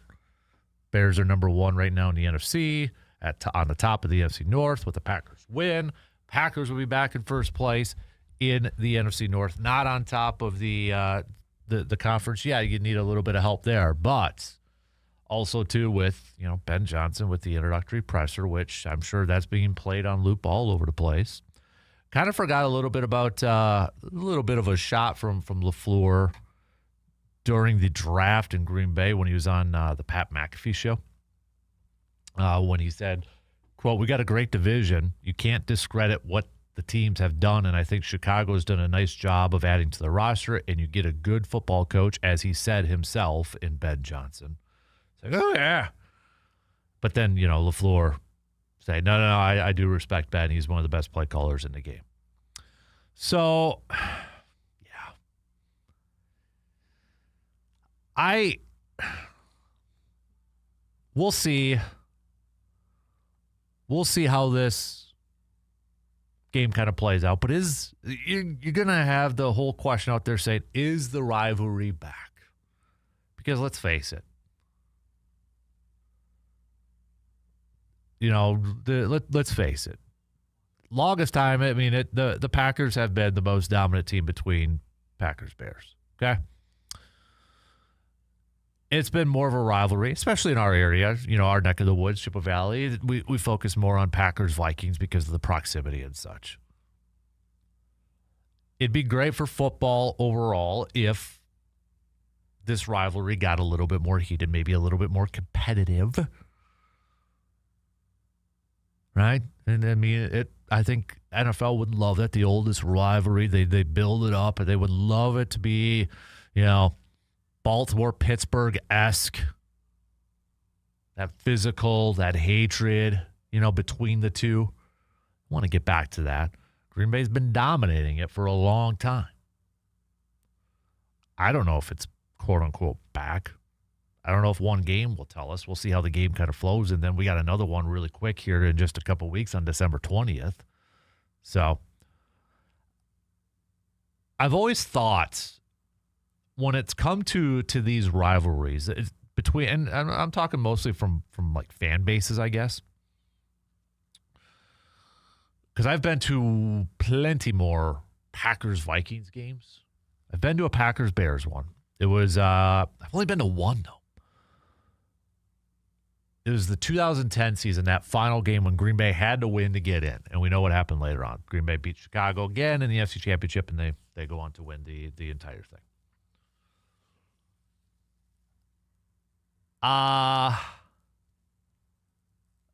It was more of a, how do I want to say this delicately? I felt more of a hate. And that's a strong word. I don't like to use that, but I felt more like I don't like you feeling between Packers and Bears, whereas like Packers and Vikings fans, it's like you annoy me. Like there was more of like I don't like you. I don't know you, but I don't like you between like Packers and Bears from like a fan perspective. And I'm talking from like both sides. And I feel like from a Packers fan and a Vikings fan, it's like you're just annoying. Be quiet, okay? Go away. You're like an annoying little brother or something. Like just annoying. Anybody else get that vibe too? Like I almost feel, and I don't know if this is still a thing. Like I've never been to a game in Chicago. I've been to games in Minnesota, wearing the Packer stuff and all that. But I remember like back in the day, me and my buddies would kind of joke about, hey, maybe thinking about going to a game in Chicago, but, not wanting to wear Green Bay stuff down there. Or, we're tailgating, we're wearing Bears stuff and tailgating with a bunch of Bears fans. And then, it's like, all right, tailgate's over. And then you take off your Bears stuff and you're actually wearing Packer stuff. And they're like, yeah, would get the crap beat out of us probably. Like there was a little nervousness about going down to Chicago and watching a game and such. And I don't know if that's still the mindset in that, but I can't. When was the last time heading into a Packers-Bears game, though, that there was probably this much talk, this much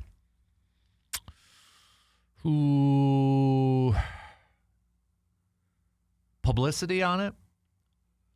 Probably 2018. Week 1, Khalil Mack's first game with the Bears, and we know what happened that one. I'm just trying to think about some Packers-Bears games. You got the Favre one on Thanksgiving that the Bears actually won at Lambeau. I meant the Favre getting his number retired ceremony game. But in terms of like a lot on the line, and we might be revisiting the same question in a couple weeks here. Probably, was it 13, that final game of the regular season? Rodgers comes back, Rodgers to Cobb. Kuhn blocks Julius Peppers. Right? In terms of like importance, might be that one. So, I mean, it's good for football to get this rivalry back. It's good, I think, maybe more so for people in this area, the Chippewa Valley, to have this Bears rivalry, quote, come back. But if we're just, let me do an informal poll here. Is it accurate to say, let's not count this game yet because we're not there yet, but is it accurate to say that the Lions have been a little bit more of a rivalry to the Packers than maybe the Bears over the last few seasons and few years, and really it comes from competitiveness standpoint. I mean, I think for the longest time, the Lions were just the fourth child in the family or the middle child in the family. People just ignored them, overlooked them. It was Packers, it was Vikings, it was Bears, and oh yeah, there's the Lions. Great, they play on Thanksgiving. That's the only thing they got going for them. Once in a while, they'll hit and make the postseason, but it's a one and done. Yep, they had Matthew Stafford, didn't do anything. Calvin Johnson, one of the best receivers of all time, they couldn't do anything.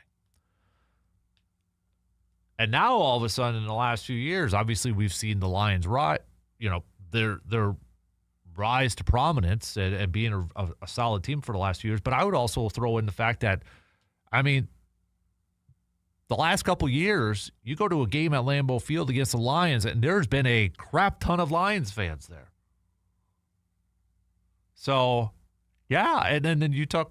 I mean, the Lions kind of had Green Bay's number up until this year when Green Bay, swept them. But even going back to Rodgers' final game as a Packer, Lions are the ones that knocked out the Packers from getting to the postseason that year. Swept them last year. I mean, I think it's fair to say if we just look at it from a competitive standpoint, Lions the last few years have been more of a rival than Chicago here. When you add in all that, and including the fan base, they've been infiltrating Lambeau Field especially. But if we have a game that I think a lot of people are expecting to happen, a close matchup, a game that might go down to the wire, maybe a physical game, maybe a game that is a little chippy, yeah, that rivalry probably it's going to be, quote, back, at least for a week. But if it's like a let's say if it's a dominating win by Green Bay, you know what the narrative is going to be then. The narrative is going to be same old Chicago. Same old Bears. All talk, all fluff, nothing there. If the Bears win big, then you're going to get it from Chicago talk radio, from fans, and be like, oh, yeah, there's a new big brother in town. If it's a close one, if it's a fight, back and forth, then I think that second game is going to be ultra chippy. All right, let's take a quick break here. We'll have more. It's a Wild Card Wednesday. Throw out a topic. All right, you're the producer for today. Throw out a topic that the listeners should talk about, that we should all talk about, okay? Got something on your mind that you think would be a good topic? Send them on over. Text it to me. Hit me up on the video stream if you'd like. We'll take a quick break, and we'll be back with more coming up in just a few minutes.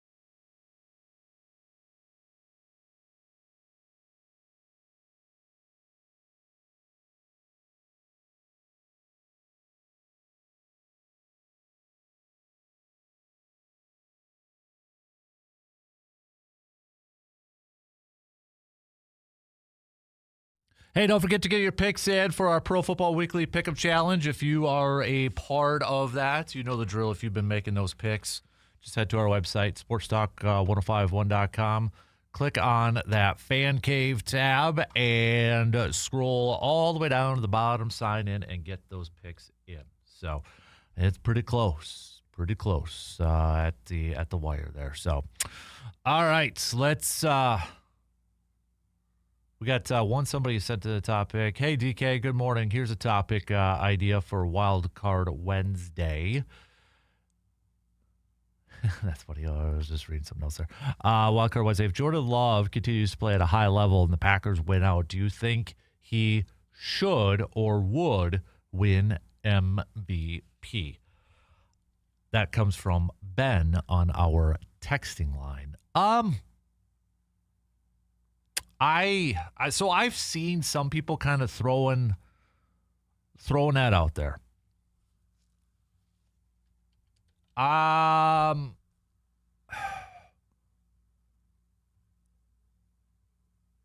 don't think he will. I'm going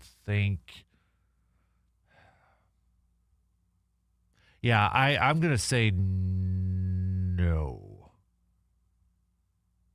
I don't think there's so many other I'm just trying to go through this in my mind here because there's so many other variables with it. I mean, if we look at the MVP odds right now for the betting odds for the NFL. So this is from DraftKings. Drake May is the leader. Then it's Matthew Stafford, Dak Prescott, and then Jordan Love. So Jordan Love's fourth on this list, actually. So he has really he's moved up quite a bit. But I would. So yeah, Jordan Love the Packers would have to win out. Jordan Love would have to play well, like you said. But then I think the Cowboys would have to fall obviously down a little bit, since Dak Prescott's on there. Drake May and the Patriots would really have to plummet, I think. They'd really have to come down, and they really have not shown any signs of that. Now, they got a huge game. They got a bye this week. But you look at their next two games. They got the Bills coming to town. I'm sure the Bills would like to enact a little revenge, but Bills haven't been like amazing world beaters here as of late either. Then the Patriots got to go on the road to the Ravens, which could be a huge game for the Ravens in terms of their race for the North. But then the Patriots finish up with the Jets and Dolphins.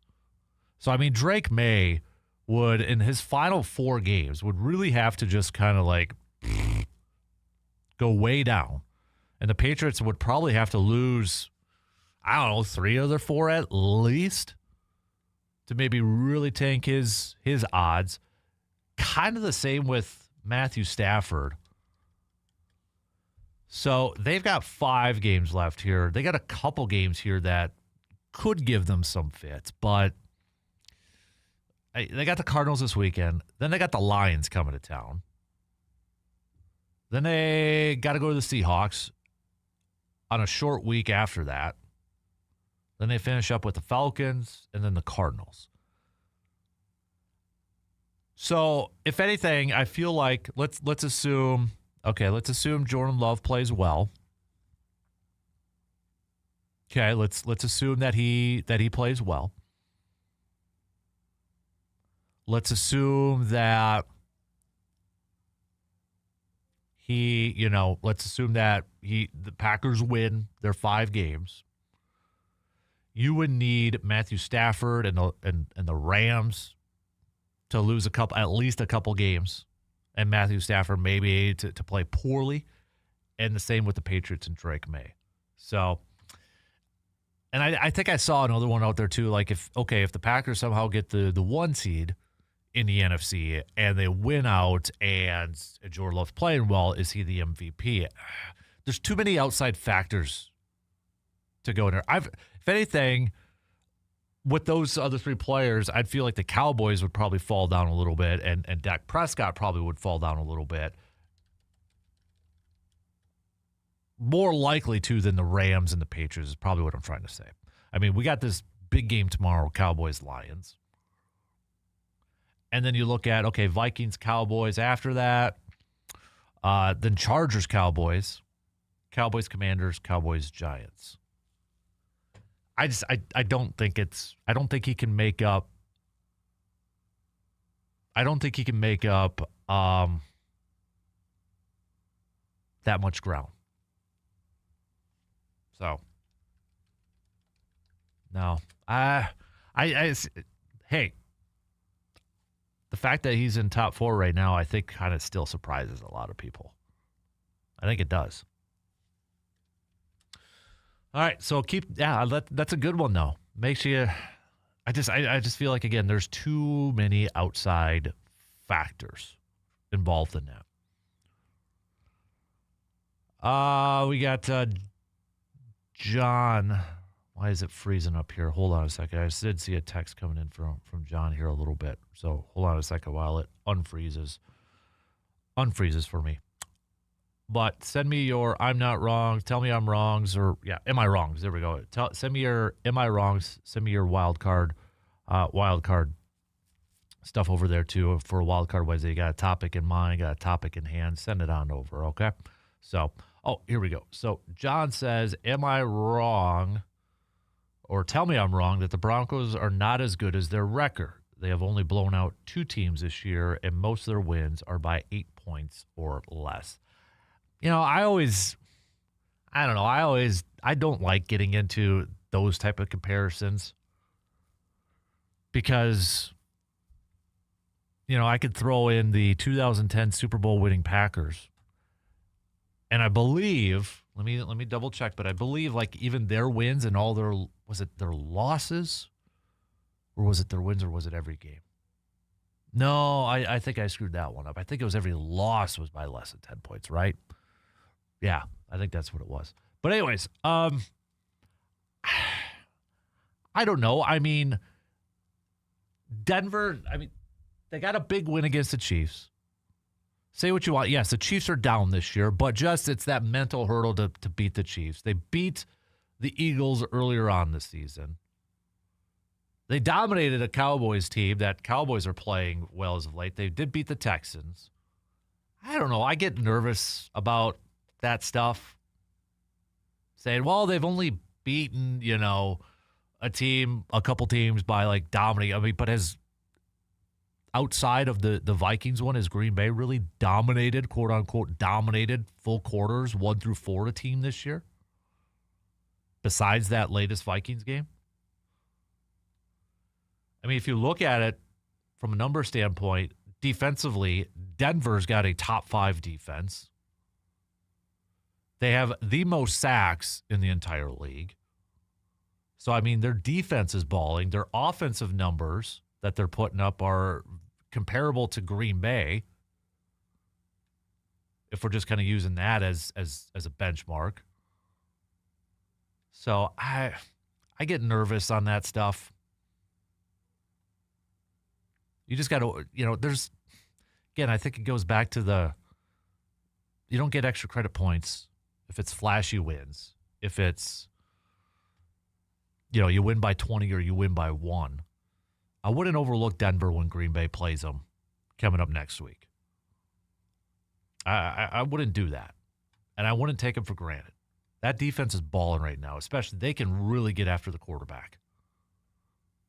Yeah, offense has been kind of inconsistent at times. Bo Nix, you're looking at it. He's got 19 touchdowns, 9 sacks here. That defense, though, is really good.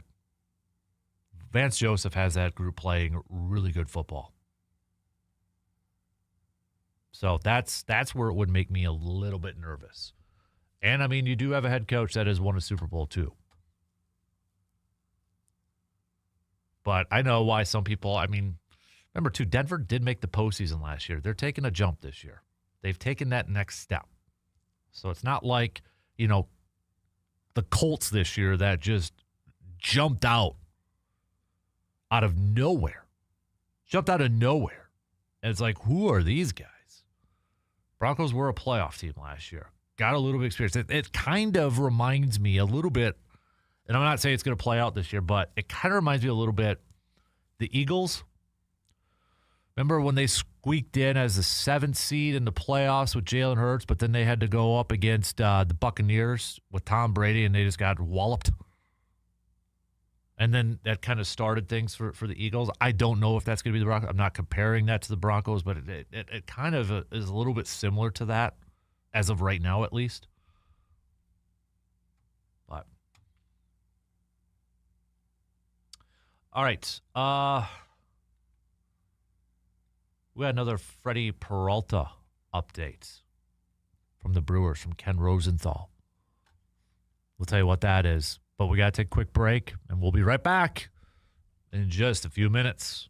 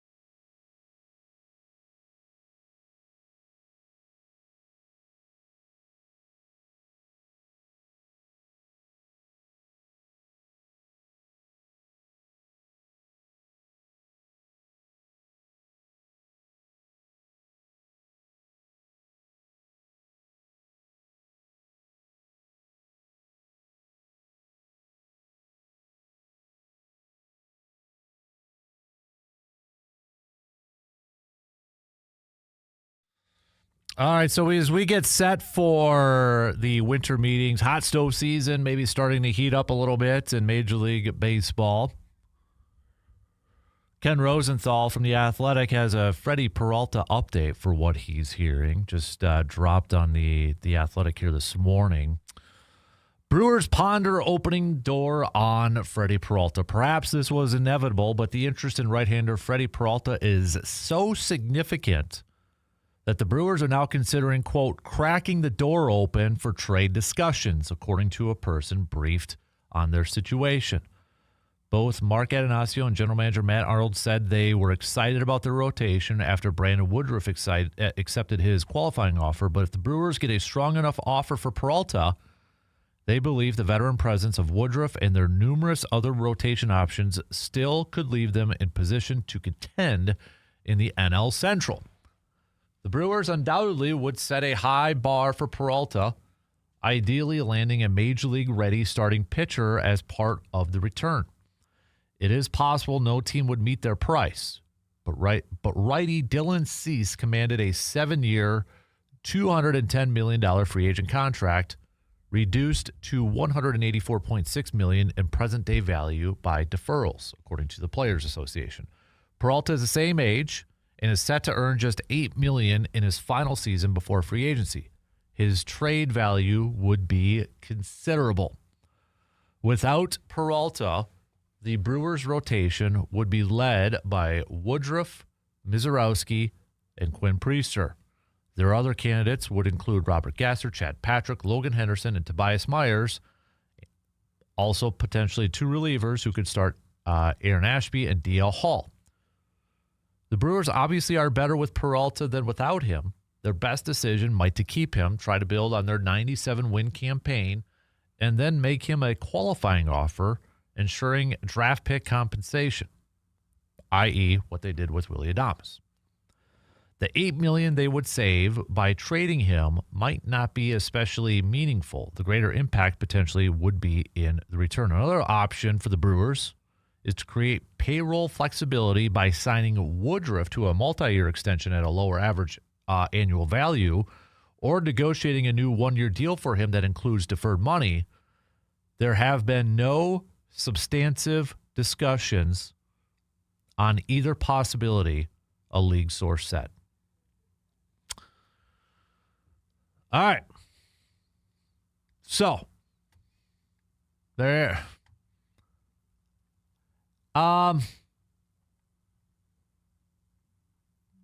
Thoughts? Again, if there is that much interest, something that we've kind of talked about a lot, if there is that much interest in Freddie Peralta, if there is that much interest in him, and there is some considerable, there's got to be at least, if we take this, I'm trying to get this because I just read this all for the first time here. If we take this word for word, and the Brewers are considering, quote, cracking the door open, then they must have received some feedback or maybe even some offers at this point that have piqued their interest. Because I've long believed that Matt Arnold is not the one making the phone calls. He's receiving the phone calls. Just to see if there's maybe there's an offer that it counts with a fuse. And it sure seems like if we read that piece from Ken Rosenthal that, all right, maybe there was, or maybe there was a couple to where the Brewers are like, hey, maybe we didn't expect to get this amount of money. Or not money. Maybe we didn't expect to get this kind of a return package. Maybe let's explore it with other teams. I'll go back to what I said a little bit ago. I wouldn't be surprised either way. However the Brewers handle this, whatever the decision is, whatever they do with Freddie Peralta, I wouldn't be surprised either way. I wouldn't be surprised if they keep him and run it back 1 year with him, like Willy Adames. I wouldn't be surprised if they trade him and try to get something in return before he leaves via free agency. Either way, I would not be surprised.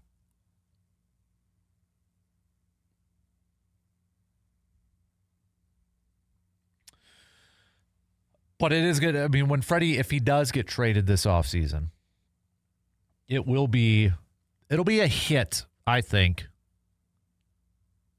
to the morale of the fan base. I think it would be a hit to the team to lose a guy like Freddie, to lose that leadership from a guy like Freddie. And then the other part of me, too, is like, do you roll with it, bring him back, and then let's see how the season plays out, and then if it just goes downhill after that, and then you're at the trade deadline, but you're probably not going to get as much in return, I would think, because it's maybe a rental. To me, what would be an offer that you couldn't refuse, Dave from Cadott? What I think, for one, I know in there it said, in Ken's piece, another starting pitcher, major league ready starting pitcher. I'd want a guy, a bat, a proven power bat. To me, that's still the biggest need for this team. I get maybe trying to add another veteran to that starting rotation too, maybe like a back end starter. Kind of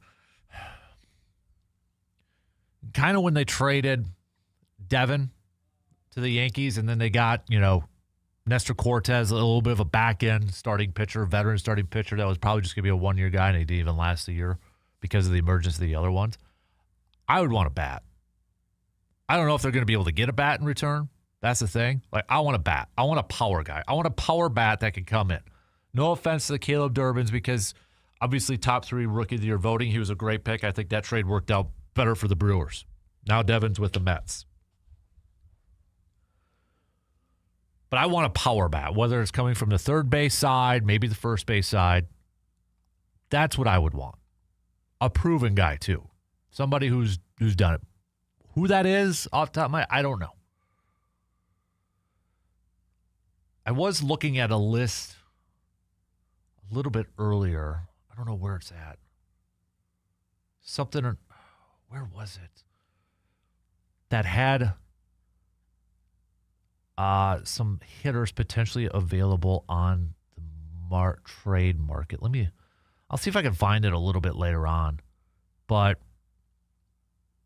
again, if I would imagine any team that is looking to acquire Freddie Peralta is a team that has got World Series aspirations right now.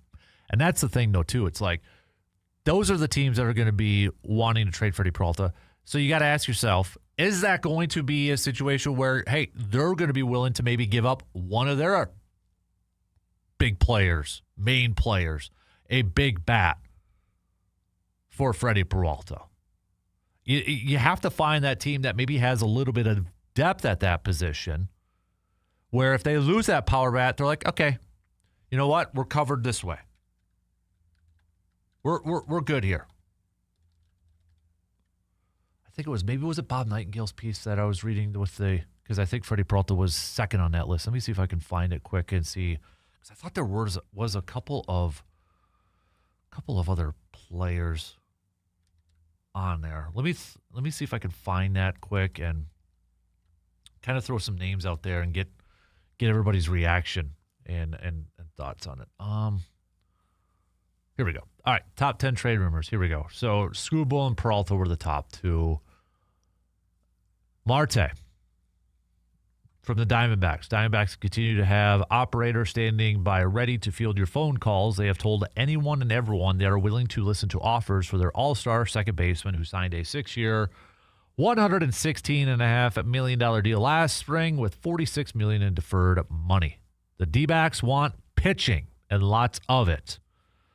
They spent a franchise record last winter, missed the playoffs, and will open next season without Zach Gallen and Merrill Kelly and Corbin Burns on the injured list for most of the season.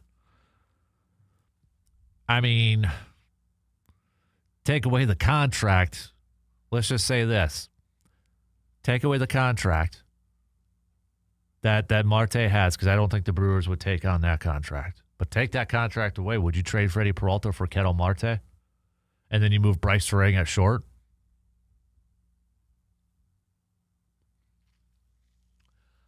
Stephen Kwan, they nearly traded him last year's deadline, and it was the best move they didn't make. Four-time Gold Glove winner, projected to earn $8.8 million his second year of salary arbitration. Outfielder. That, to me, the outfield is so tricky for the Brewers. Like, how much are they going to count on Garrett Mitchell again this year? Because your corner ones should be set. It's Cheerio, it's Frelick. Maybe they put Cheerio in center again if they go after a guy like Kwan. I'm just looking. Brandon Lowe, the Ray, yeah. Oh, that's not enough for Freddie. Jaron Duran from the, yeah, maybe. Okay, so Red Sox. I know they just got Sonny Gray. What about Jaron Duran? You're looking at him. He hit 16 home runs last year, 84 RBIs. Outfielder. 2024. What was his number? He was an all-star, got MVP votes, 21 home runs. Maybe. I think he'd still need something else in return, probably, from the Red Sox at that point. I'm just going through some of these names that Bob Nightingale put out there.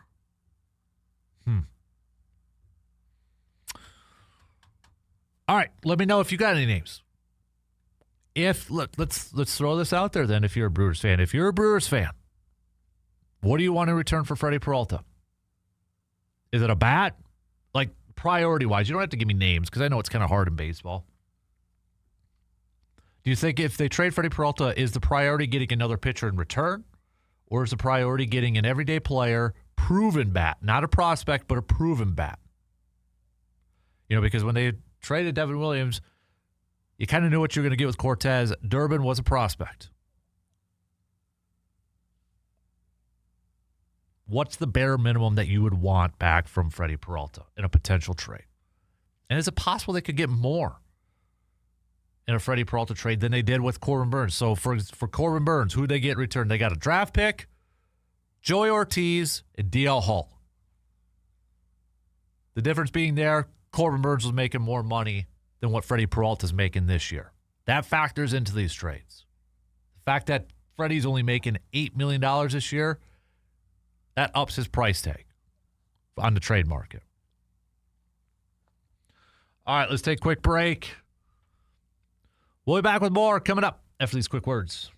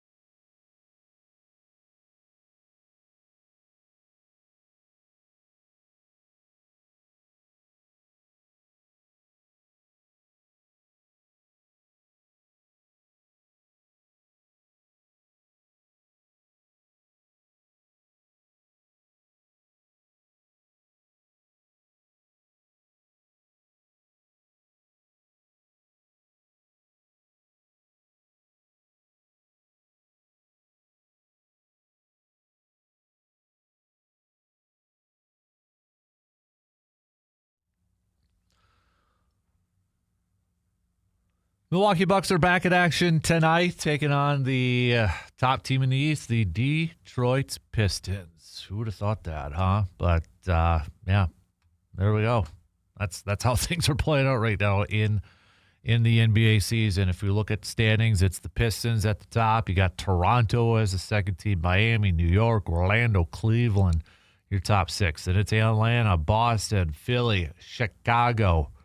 Yeah, Milwaukee's not a top 10 team in the standings right now. They're 11th. They're one game out of the top 10. So it's a big game tonight for Milwaukee, who have lost, or in their last 10 games, are just 2-8 in their last 10 games. And they're going up against a Pistons team that is 8-2 in their last 10 games. Talking about another team, Pistons last year maybe surprised some people for how well that they were playing. And this year, taking another jump. So you look at it from a lot of the talk leading up to this game, and we've mentioned it a few times, is the whole Giannis situation. What is Giannis doing by removing all of his social media feed and tweets, old tweets, and Instagram stuff, and that it's just going to spark the rumors and spark the conversations even more coming down. As long as the Bucks continue to struggle here, those conversations are going to get louder, and they're going to get more boisterous, and they're going to get more saying Giannis has to go. Bucks got to trade Giannis. Giannis has to force his way out. They got to do this. They got to do that. I don't know how this thing's going to play out. This Bucks team, I don't feel like can continue to dig themselves into a deeper hole. I know they got off to a slow start last year. They dug themselves out of it. They got to the postseason. I don't think this team can afford to do that this year. I don't think this particular team can do that. They've got to fix this thing. They've got to turn this thing around, and they got to start stacking up some wins. I mean, you look at the schedule, it's going to be difficult going up against the Pistons here. After that, it's Philadelphia. Then it's Detroit again, and then it's Boston. I'd like to say maybe it eases up a little bit with Brooklyn, but Toronto's good after that. Then you got Minnesota. Then they go on this road stretch. Minnesota, Indiana, Memphis, Chicago, Charlotte. I mean, you just lost to Washington. And then after the New Year, you begin a West Coast trip. You got Sacramento in there. You got Golden State. You got the Lakers. You got Denver. Then you got Minnesota. Then you got San Antonio. I mean, that schedule does not do any favors for the Bucks. They have got to go out there and prove that they can beat some quality teams. Because right now they haven't done that. Their best win so far in the early season is what? New York earlier on or Golden State? Yeah, that October 28th and 30th. You beat New York. You beat Golden State without Giannis. And that's probably it.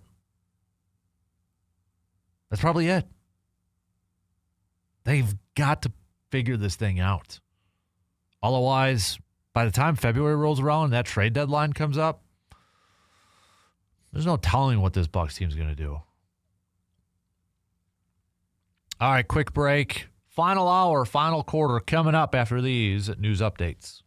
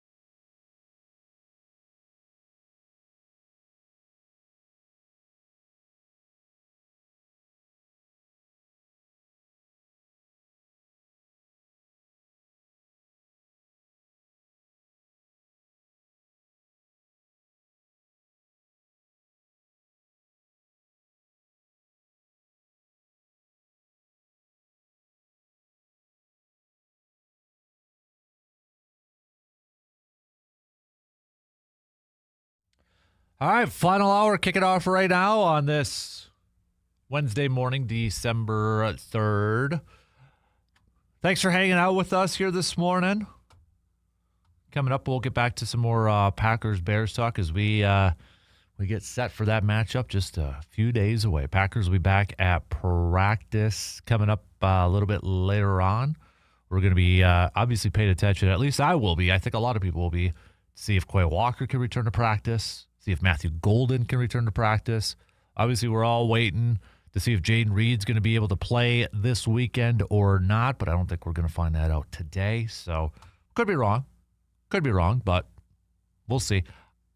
I really, really hope that Quay Walker's back for this game. That's, if I had to pick one, I really hope it's Quay Walker. Just because of helping stop the run, because of the loss of Devontae Wyatt. I think Green Bay is going to end up playing a lot of base defense in this thing. I want to see Green Bay go out there and stop the run. So, we'll talk some more green and gold. Chicago leading into this game. Give me your vibe check, peeps, all right?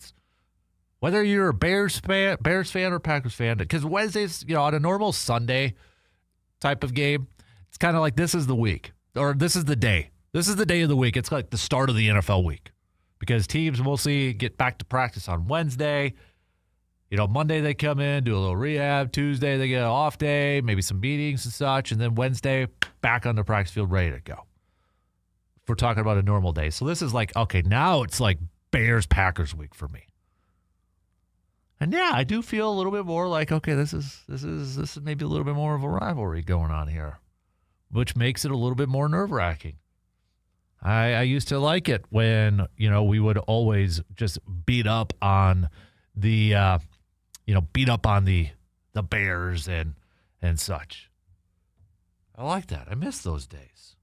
I miss those days. So, but it's going to be a tough one. There's no question. It's going to be a tough one.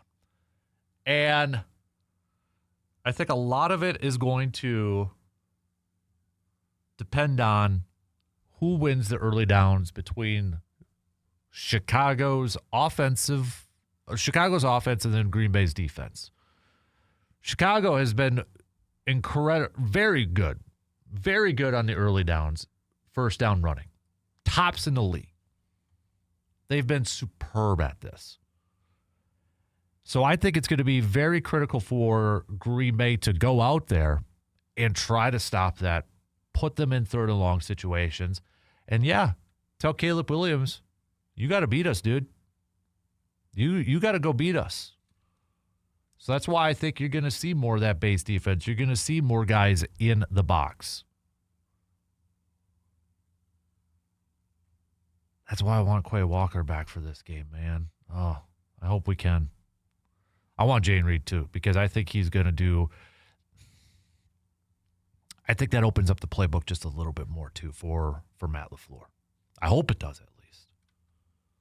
I hope it does, but I think he's going to play this weekend. I think he will. I don't know if he'll be on a snap count, rep count. I don't know if that's going to be the case at all, but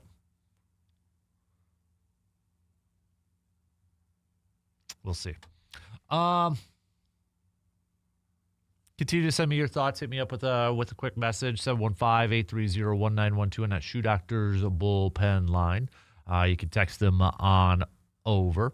We've got a few texts here. My vibe, this is from Dave on our texting line. Dave says, feeling good, feeling confident. It definitely feels like the rivalry between the Packers and the Bears is upped a notch. It's always been there, but I feel like it's with this game, all the talk leading into it, all the hype leading into it, it's definitely upped it up a notch. Mike says, really nervous about this game. I'm picking the Packers to win, but I think Chicago is going to come in with a ton of momentum and wanting to beat up the big brother, the Green Bay Packers. We've got Chris also with a quick message here saying that I think the Packers win this one in a tight game, but you're right. If they can't stop the running game and they can't get off the field, their defense can't get off the field, it might be a long day for Green Bay. I think the Bears are going to want to control the clock and run the ball and keep the ball out of Jordan Love's hands and put a ton of pressure on that run defense. Yeah, good notes, good points. I agree with them all. I think you got two teams that are going to come in that, Chicago wants to prove that they're legit. I think they kind of feel that way after. I mean, let's not kid ourselves. Last Friday's game, that was a big win for Chicago against Philly. That was kind of the first notch on their belt. Hey, we are for real. I was one of them that thought, all right, this is going to be finally they're playing up against a team that's decent. They're going to lose. Nope. They went into Philly and got a win. That's big.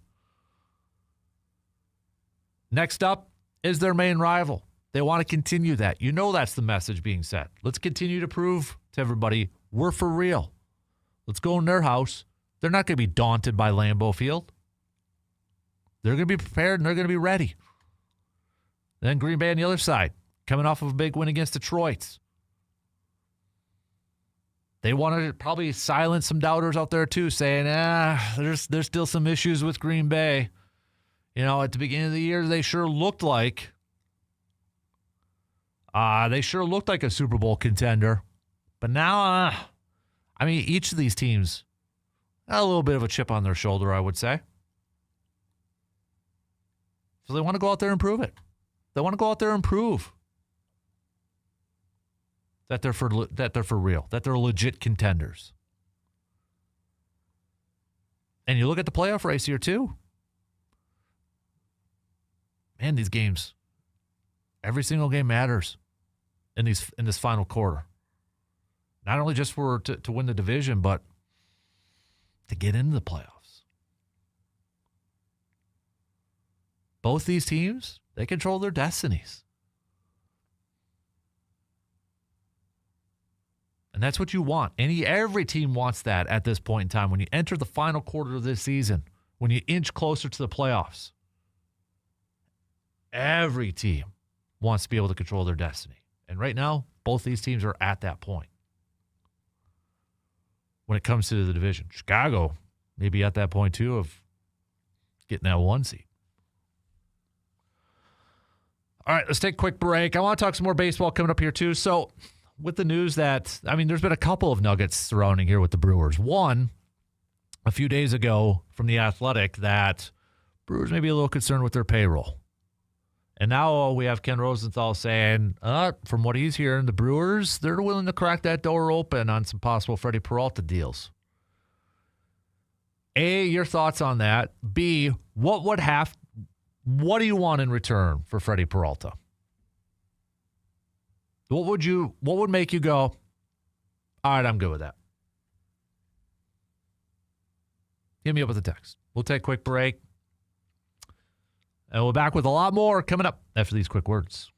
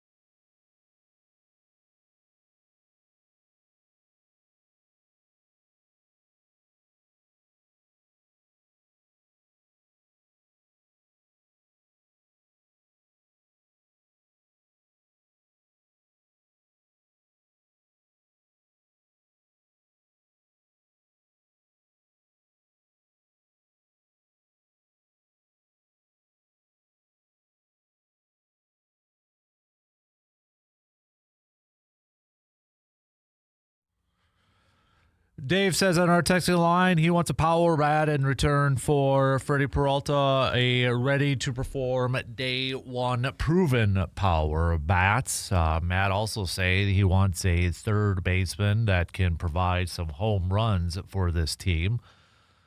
Thrown out there just in case this Freddie Peralta stuff does go down if he does get traded.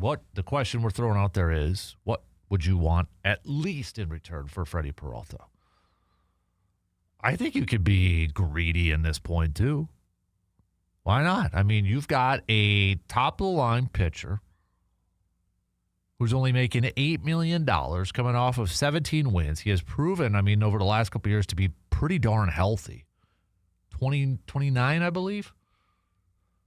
I think if you're Matt Arnold and you're the Brewers, you absolutely can be greedy in this thing and ask for a ton. If somebody's calling you, be like, no, you got to up that. You got to up that offer. That is not even a starting point. So teams are going to come in. You're going to lowball this. You're going to start off low.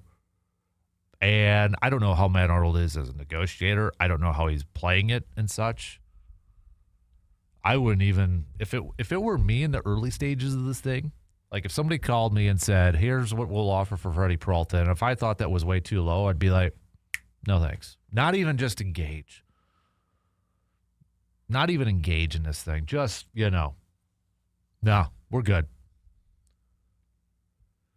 Because to me, I feel like, and I'm not saying I have any experience in this, but I'll be like, okay, if you kind of like counter that, I almost get the impression then it feels like from the other side, if somebody counters that, it's like, okay, yeah, they want to move this guy. We're going to hold firm. The advantage is to us now. Whereas if you're Matt Arnold and you're like, yep, no thanks, and you hang up, the advantage is still on your side. The ball is still in your court. That you still got this. Whereas if I'm just going to say like Red Sox or somebody calls and says, hey, we'll offer you this. And then Matt Arnold says, what about, so-and-so? Then it kind of tips the hand. It kind of reveals the cards a little bit like, oh, okay, so they are interested in wheeling and dealing here. Milwaukee has to hold all the cards in this thing. They've got to hold all the advantage in this thing, and they cannot tip their hand. They cannot reveal what their intentions are, what their plans are. They've got to keep tight-lipped about this and try, if this is legit out there, try to get the best deal possible when it comes to Freddie Peralta. They have to. I'm like 50-50 on this thing, but whether they're going to get it done. I'm really 50-50 on this. You can make a case for both sides, whether they keep him, whether they ship him. It's just, and I don't know how much, the whole payroll thing, that thing that came out a few days ago where the Brewers are kind of concerned about their payroll, and this comes off of the heels of the Brandon Woodruff thing. I guess we probably shouldn't be too surprised that, no crap that they're concerned about their payroll. They're paying a pitcher $20-some million for 1 year. They've never done this before in their history, in their franchise's history. They've never done that. And I know I'm not the only one who probably thought, oh boy, how is this going to affect other moves? And especially with, the other report out there from Ken Rosenthal saying there hasn't been any movement about lowering that number, a 1-year deal to lower that number, a multi-year deal to lower that number. There's been no talks. There's been no movement leading into that direction. Things could change, obviously, but man, with winter meetings coming up here in just a couple of days, could it possibly happen that Freddie, that they make a move? Remains to be seen. We'll see how it all kind of plays out here. But Brewers won't be the only team probably with a lot of eyes and attention on them with these winter meetings coming up here, because there is a report too from Bob Nightingale. If you're a Twins fan, you've got to be rolling your eyes right now, because from Bob Nightingale, it said that the Twins are in such massive debt problems that they're potentially trying to maybe unload some of their top players, that the poll ads are in such, according to Bob Nightingale, the Twins' debt has gotten so out of hand that they are trying to offload one or more of their best players just to combat the mounting pressure. So, obviously, Joe Nathan is probably a name that's being floated out there and such, but resident Twins fan Luke, when you hear the how are they in so much debt that it's affecting this? Are they gambling and trying to pay off some debts, or what's going on here? Okay, there was something alluded to on, it was the Gleeman and the Geek podcast I've mentioned before from Aaron Gleeman from The Athletic, about maybe there's something more internal with the Polad business operation, that some decision making that may have led to this. Now, I don't think there's anything nefarious. It's probably not the best business dealings. Mind you, this isn't like new money where you go, okay, do these guys really know how to run a team? For example, the Ishbia thing is looking like a dodged bullet now. And when they said that they were out of, the Ishbia brothers were out of going for the Twins, and then they wanted to try to add on to the White Sox, try to get more of a majority stake there. And a lot of Twins fans like, no, that's exactly the person we needed. And I remember thinking at the time, well, we saw the Suns were trending. Maybe that wasn't the best thing. Well, given the recent lawsuits that have been filed and everything, that's a classic example of newer money, where do you really know how to run a professional sports operation? Maybe they don't ultimately.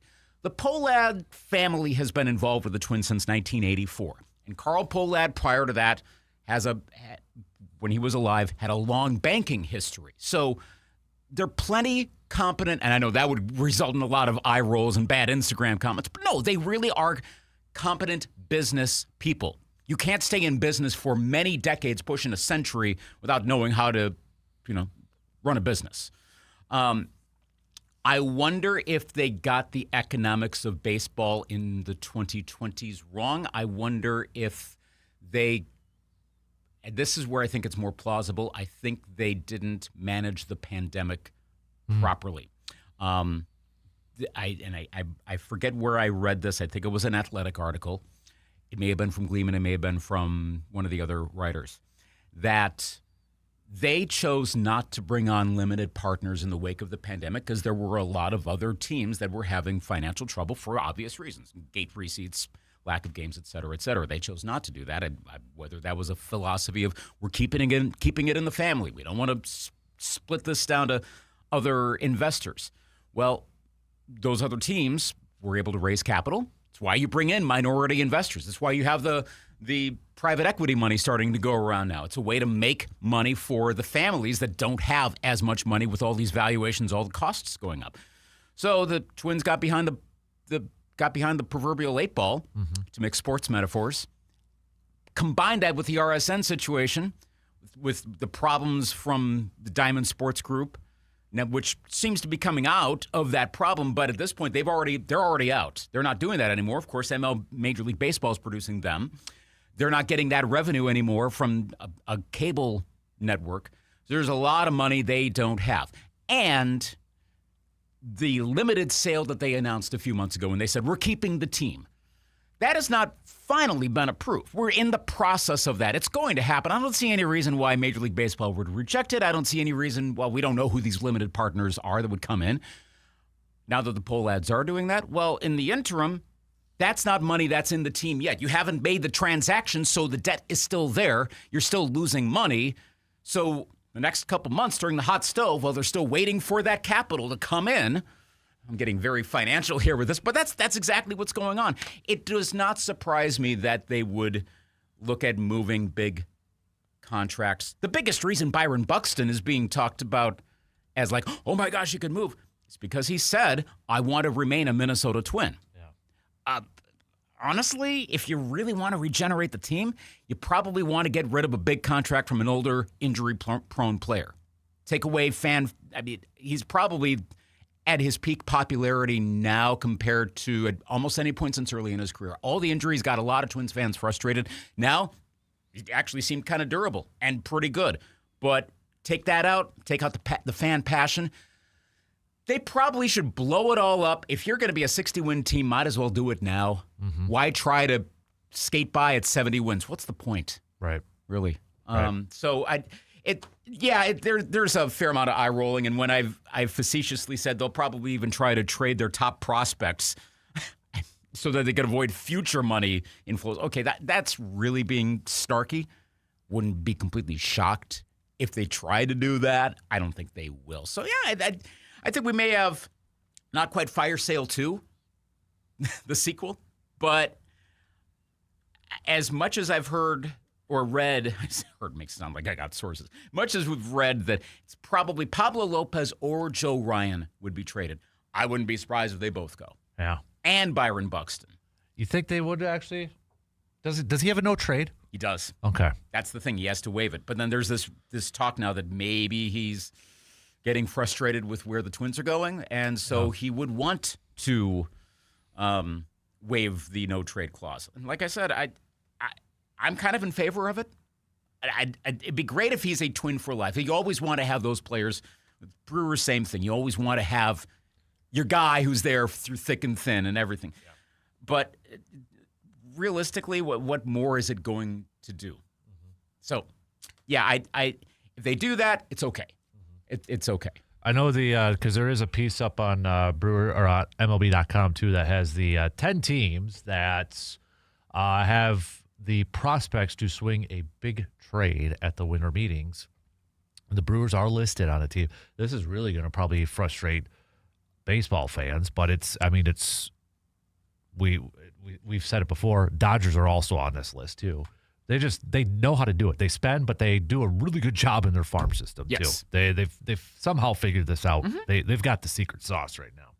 But Brewers, they've got a ton of middle infield depth. Jesus Mate, Luis Pena in the top 20, and another shortstop, Cooper Pratt. As it says here, they aren't going to trade Jesus Mate, but maybe Cooper Pratt.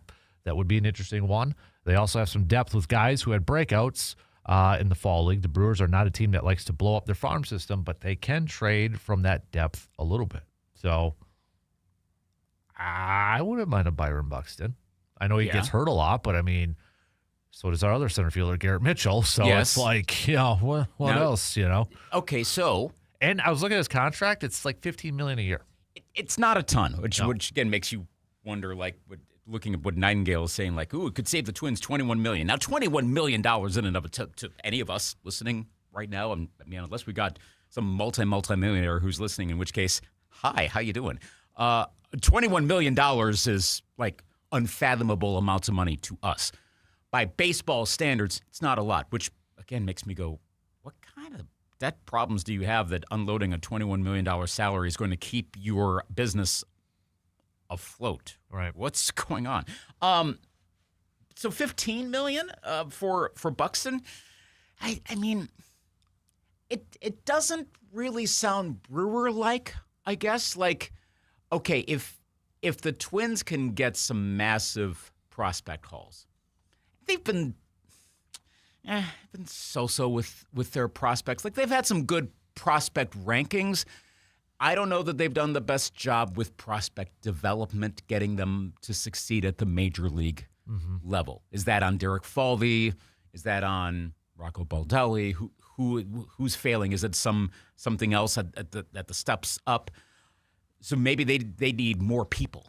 You need more prospects, so you have a better shot of, this guy's going to be flat out good as he comes up. Doesn't matter what. You can't screw him up.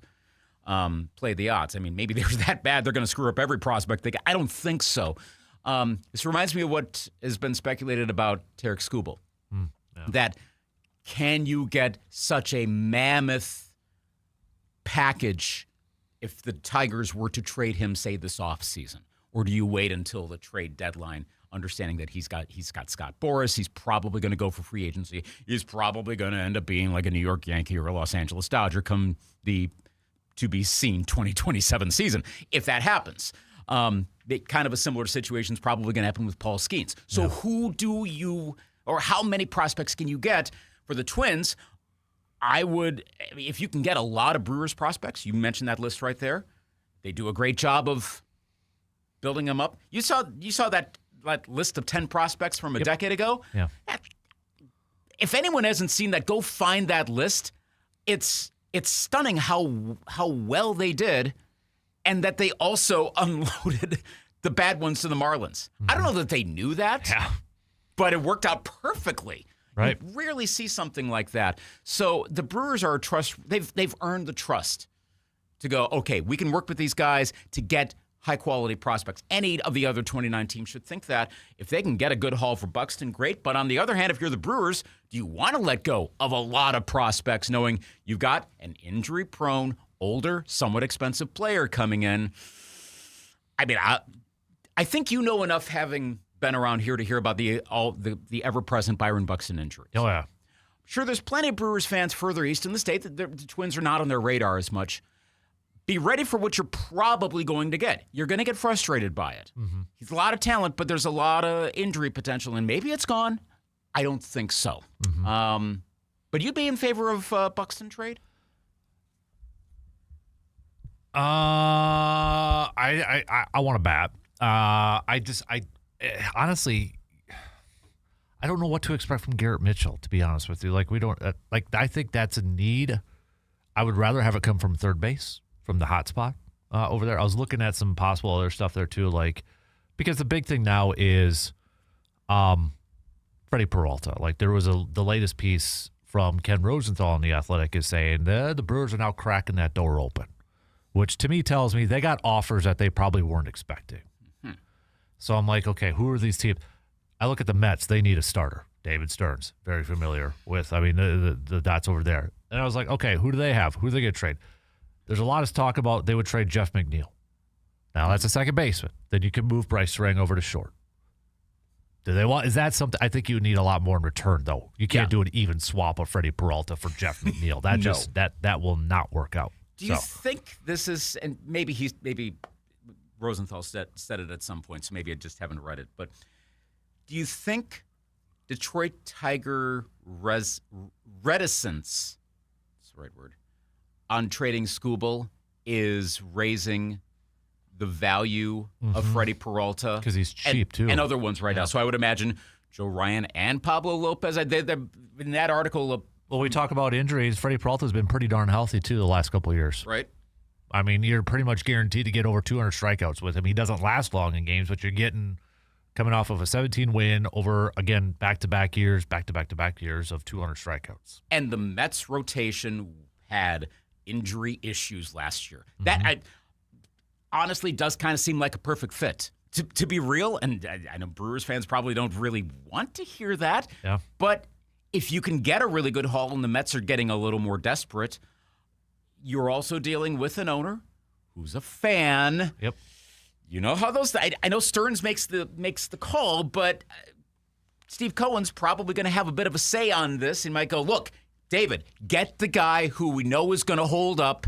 You know Peralta from your time over at the Brewers organization, and we'll throw in blah, blah, blah, blah, blah, blah, blah. Well, they just gave Devin Williams $50 million coming off of his worst season. I know. So they are the classic big spender team right now. They're that team from like the aughts. Mm-hmm. You're like, what are you guys doing? Right.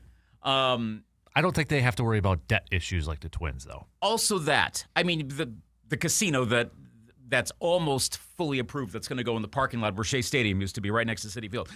There's more revenue that Steve Cohen's going to get. And again, I keep talking about all the money that a given owner can have has to be a good thing. I talk about that all the time with Wes Edens. Mm-hmm. What he's got, the Premier League money he's got from Aston Villa, has to help in some capacity with the Bucks. Right. It's not a direct take the money from this team, go to that, but it helps. Same with Cohen. So if you got that kind of money, you can splash that around a little bit more. You also could probably figure we can let some prospects go, send a whole bunch off to Milwaukee. They'll take their prospects, cool, develop whatever.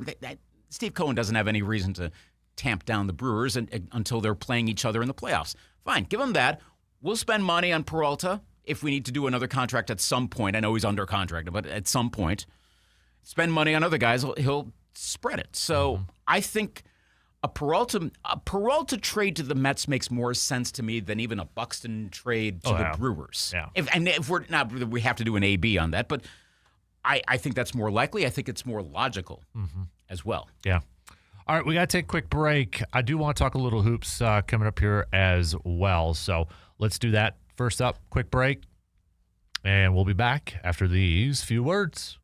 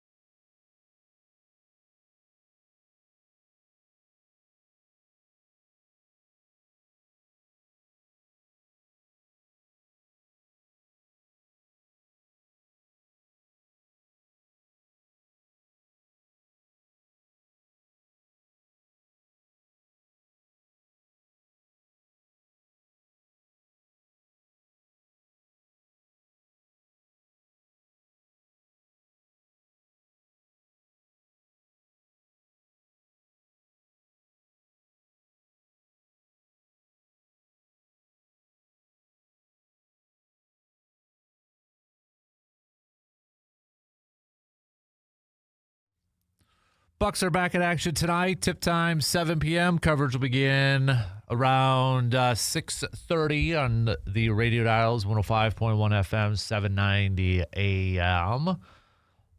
But Bucks struggling, off to a struggling start, 9-13, going up against the top team in the Eastern Conference. And there's more drama now because why did Giannis delete everything off of his Twitter account from the last 4 years? Why did he delete everything off his Instagram account from the last 4 years? So you got people freaking out about that. Maybe it's just a cleanse. I don't know. but it's going to be talked about all across the board now. Start photoshopping him into other uniforms now. Yep. Or as a lot of people say, welcome to New York now.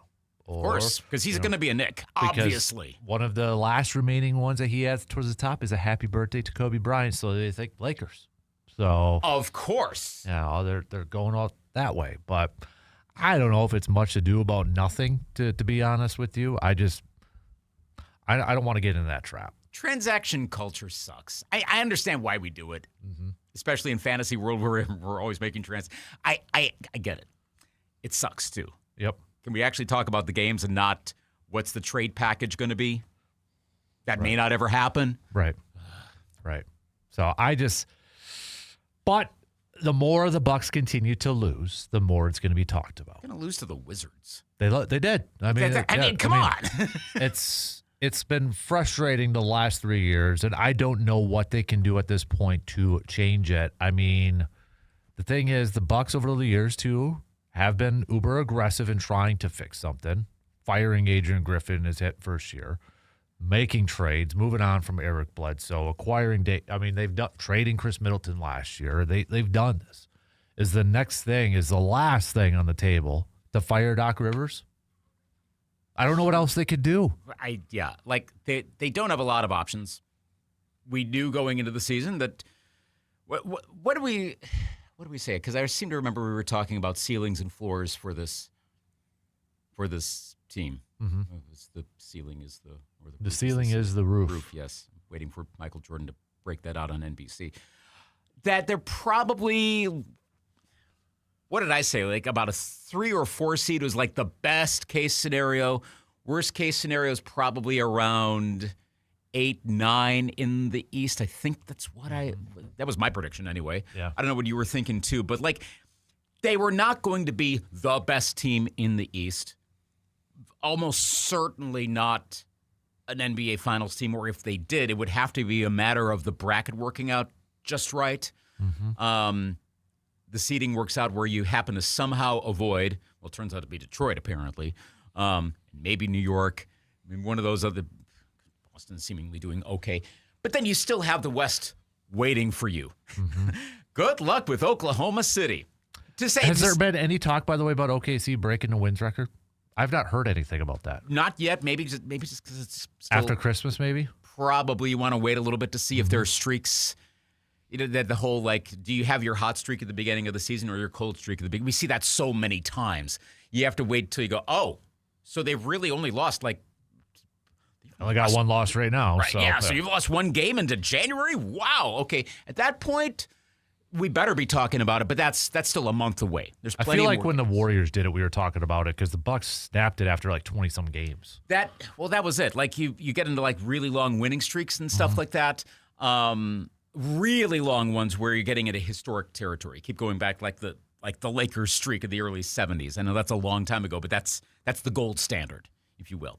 And besides the Thunder, you've got all those other Western teams that would beat the Bucks. Houston would beat the Bucks. Yeah. Denver would beat the Bucks. Probably, I know last night was a little sketchy, but Anthony Edwards up against the Bucks right now, and that's a Wolves team that tends to get better later in the season. Mm-hmm. They would beat the Bucks. There are other teams in the mix. The Bucks' only good win was the Knicks early on, and then the following game was against the Warriors with no Giannis. Other than that, they've got nothing. No, so they're not. They're realistically, they're not winning the title. I think the only way they actually would to game this out. I keep coming back to this, and I'm not the asterisk type on this. I'm only saying it because this is what happened. I remember it in real time. In 2021, all the players that got injured in the playoffs, it wasn't everyone, mind you. I mean, the Bucks still had plenty that they had to get past, plenty of good players that were actually playing. Mm-hmm. But they need to have, pardon this saying, on steroids. Every team they go up against. Cade Cunningham gets injured from the Pistons. Jokic is out from Denver. Ant is gone from the Wolves. Well, and I think that's what a lot of people, maybe myself too, looked at this Eastern Conference this year knowing Jason Tatum's not going to be in there, Tyrese Halliburton's not going to be there, right. So there's that opportunity maybe that they could, and nope. No. There are enough players that are going to be around, so you'd have to have the worst case scenario for player injuries and all happening at the perfect time for the Bucks to play them. Okay, in that scenario, when you have Giannis Antetokounmpo, sure, maybe you could win it. But we're talking like it's right up there with the Miami Dolphins in the hunt graphic from this past weekend. Yes, technically the Dolphins could make the playoffs. Okay, I almost want. It's like we were talking about earlier with Buxton. What more are you really going to get? I was on the trade Giannis thing a little bit last year. I'm kind of still there. I don't know. What are you really going to get, though, from him? What kind of package can you get? Because those usually don't work out. Yeah. But on the other hand... Especially if you want immediate help. Right. Yeah, that's definitely not happening. Yeah. If you're going to... Because a contending team's probably going to want him. Right. You know, I find it... Now I'm looking back, because remember in the offseason there was that Raptors rumor? Mm-hmm. And now the Raptors are second in the Eastern Conference. Yeah. Wouldn't mind Brandon Ingram in return, something like that, and build upon that. But I actually heard this made me go, really? Listening to the fairly new Rosen Sports Monday podcast. Mark Rosen, longtime Twin Cities sportscaster, has got a weekly podcast. Had on Jim Suon, longtime Twin Cities newspaper writer from the Star Tribune, and they were talking about what could the Wolves do to enhance the team as it goes along. What's your trade deadline moves to upgrade? Like a point guard, for example, that's one thing. Like Anthony Edwards kind of doing that right now in a hybrid role, but do you want to get someone who's a real successor to Mike Conley? Suon threw out Giannis, and not really as a joke, like, whoa, it could go. But like, I wonder if Tim Connolly could pull off that kind of a move. And I'd never thought of the Wolves in a Giannis sense, ever, outside of just like almost joking about it. Do you think the Bucks could actually make a move with the Timberwolves? I mean, the Wolves are in a better spot, I think, than they were a year or two ago financially. You'd have to throw, Julius Randle in there? Yeah. Probably. Uh-huh. Probably not Rudy Gobert. I don't think the Bucks would want that with Miles Turner. And so, yeah, draft picks. How many picks do they have? How many draft picks? First round. I hate first-round draft picks in the NBA because they're so flaky. And then second-round picks, those get moved around all the time. We have no idea who's got which second-round pick for the next few years anyway. I mean, then eventually, if it's first-round picks, it's probably going to be back-end first rounds. Yeah. You would assume. Probably. If you bring Giannis on board with the Wolves, well, for one, now that I'm actually pondering this, I am salivating at the notion of... Well, I mean, Anthony Edwards and Giannis together would be a lot of fun to watch. A, entertaining basketball. B, oh my gosh, I thought the Wolves they have a legitimate shot at a championship. I think they're a championship contender right now. They're not the likeliest, but they're a contender. Then they become maybe not a co-favorite with Oklahoma City because they're so good, but they're like the tier right below that, and not by far. Also, don't think any of this is going to happen. So here we are doing transaction culture right after we're ripping on that. But I think this is realism here. Mm-hmm. Have you gotten a sense from listeners that they're like, please stop with any Giannis trade stuff, even with the Bucks not performing, kind of having not really close to a worst case scenario this year? No. I think I don't want to speak for everybody, but I wonder if we're kind of getting resigned to the fact that it's the end. You know what I mean? Like it's the end. Yeah, it's getting there. What more can you? Yeah, like we said, what more can you do? I think your last shot at this is firing Doc Rivers and giving it to Darvin Ham. Yeah. And seeing what you got. Maybe that can light a spark. We know Giannis loves Darvin Ham. We know the Bucks players respect the heck out of him. Because which position would you most like to upgrade? Probably the 2 or 3. Okay. I just feel like they got too many Kyle Kuzmas and Bobby Portises. You know, like they got too many of those type of guys. That sounds really bad. You've got too many Kyle Kuzmas. But that's true, they're kind of the same player. Yeah.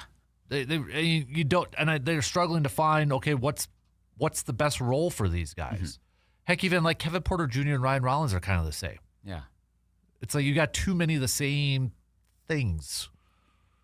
And you got a unicorn in Giannis, so it's like... You got a unicorn and a bunch of tweeners. Yeah. That's why I saw people saying DeMar DeRozan, LaMelo Ball and all that, stuff. Because I'm trying to think who's the guy that's going to be frustrated enough that's going to want to go...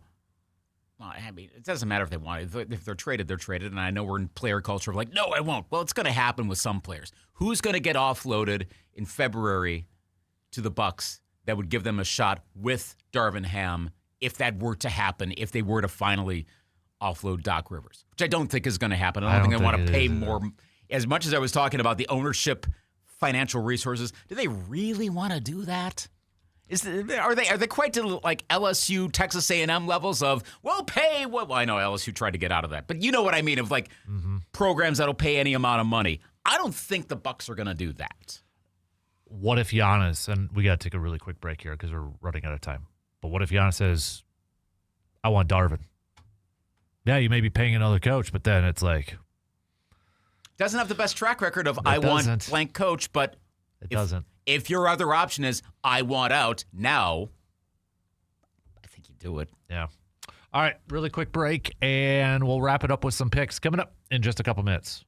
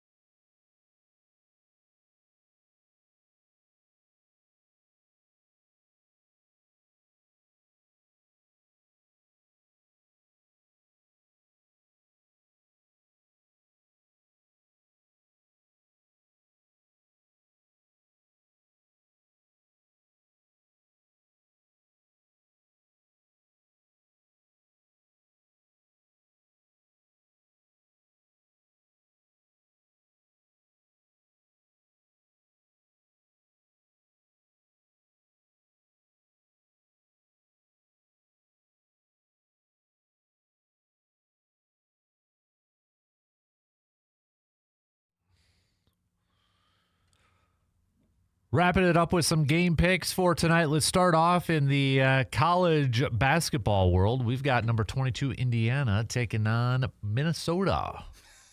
Got to throw a little Big Ten action in. Yeah.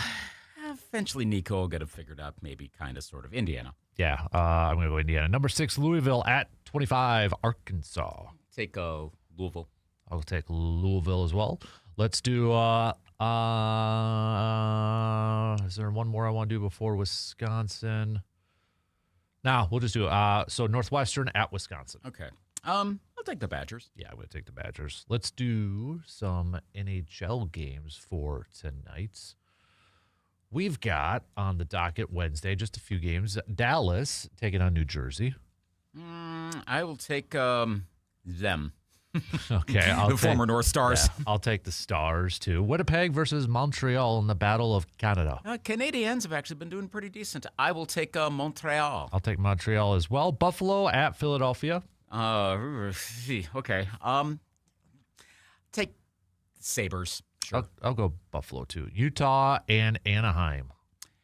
You Your Ducks. Yeah. Doing pretty well this season. I'll take Anaheim in this one. I'll go Mighty Ducks. And the Caps versus the San Jose Sharks. Also, the Sharks doing better, but I'll take Washington in this one. I'm going to go with the Capitals, too. NBA-wise, we've got Portland at Cleveland.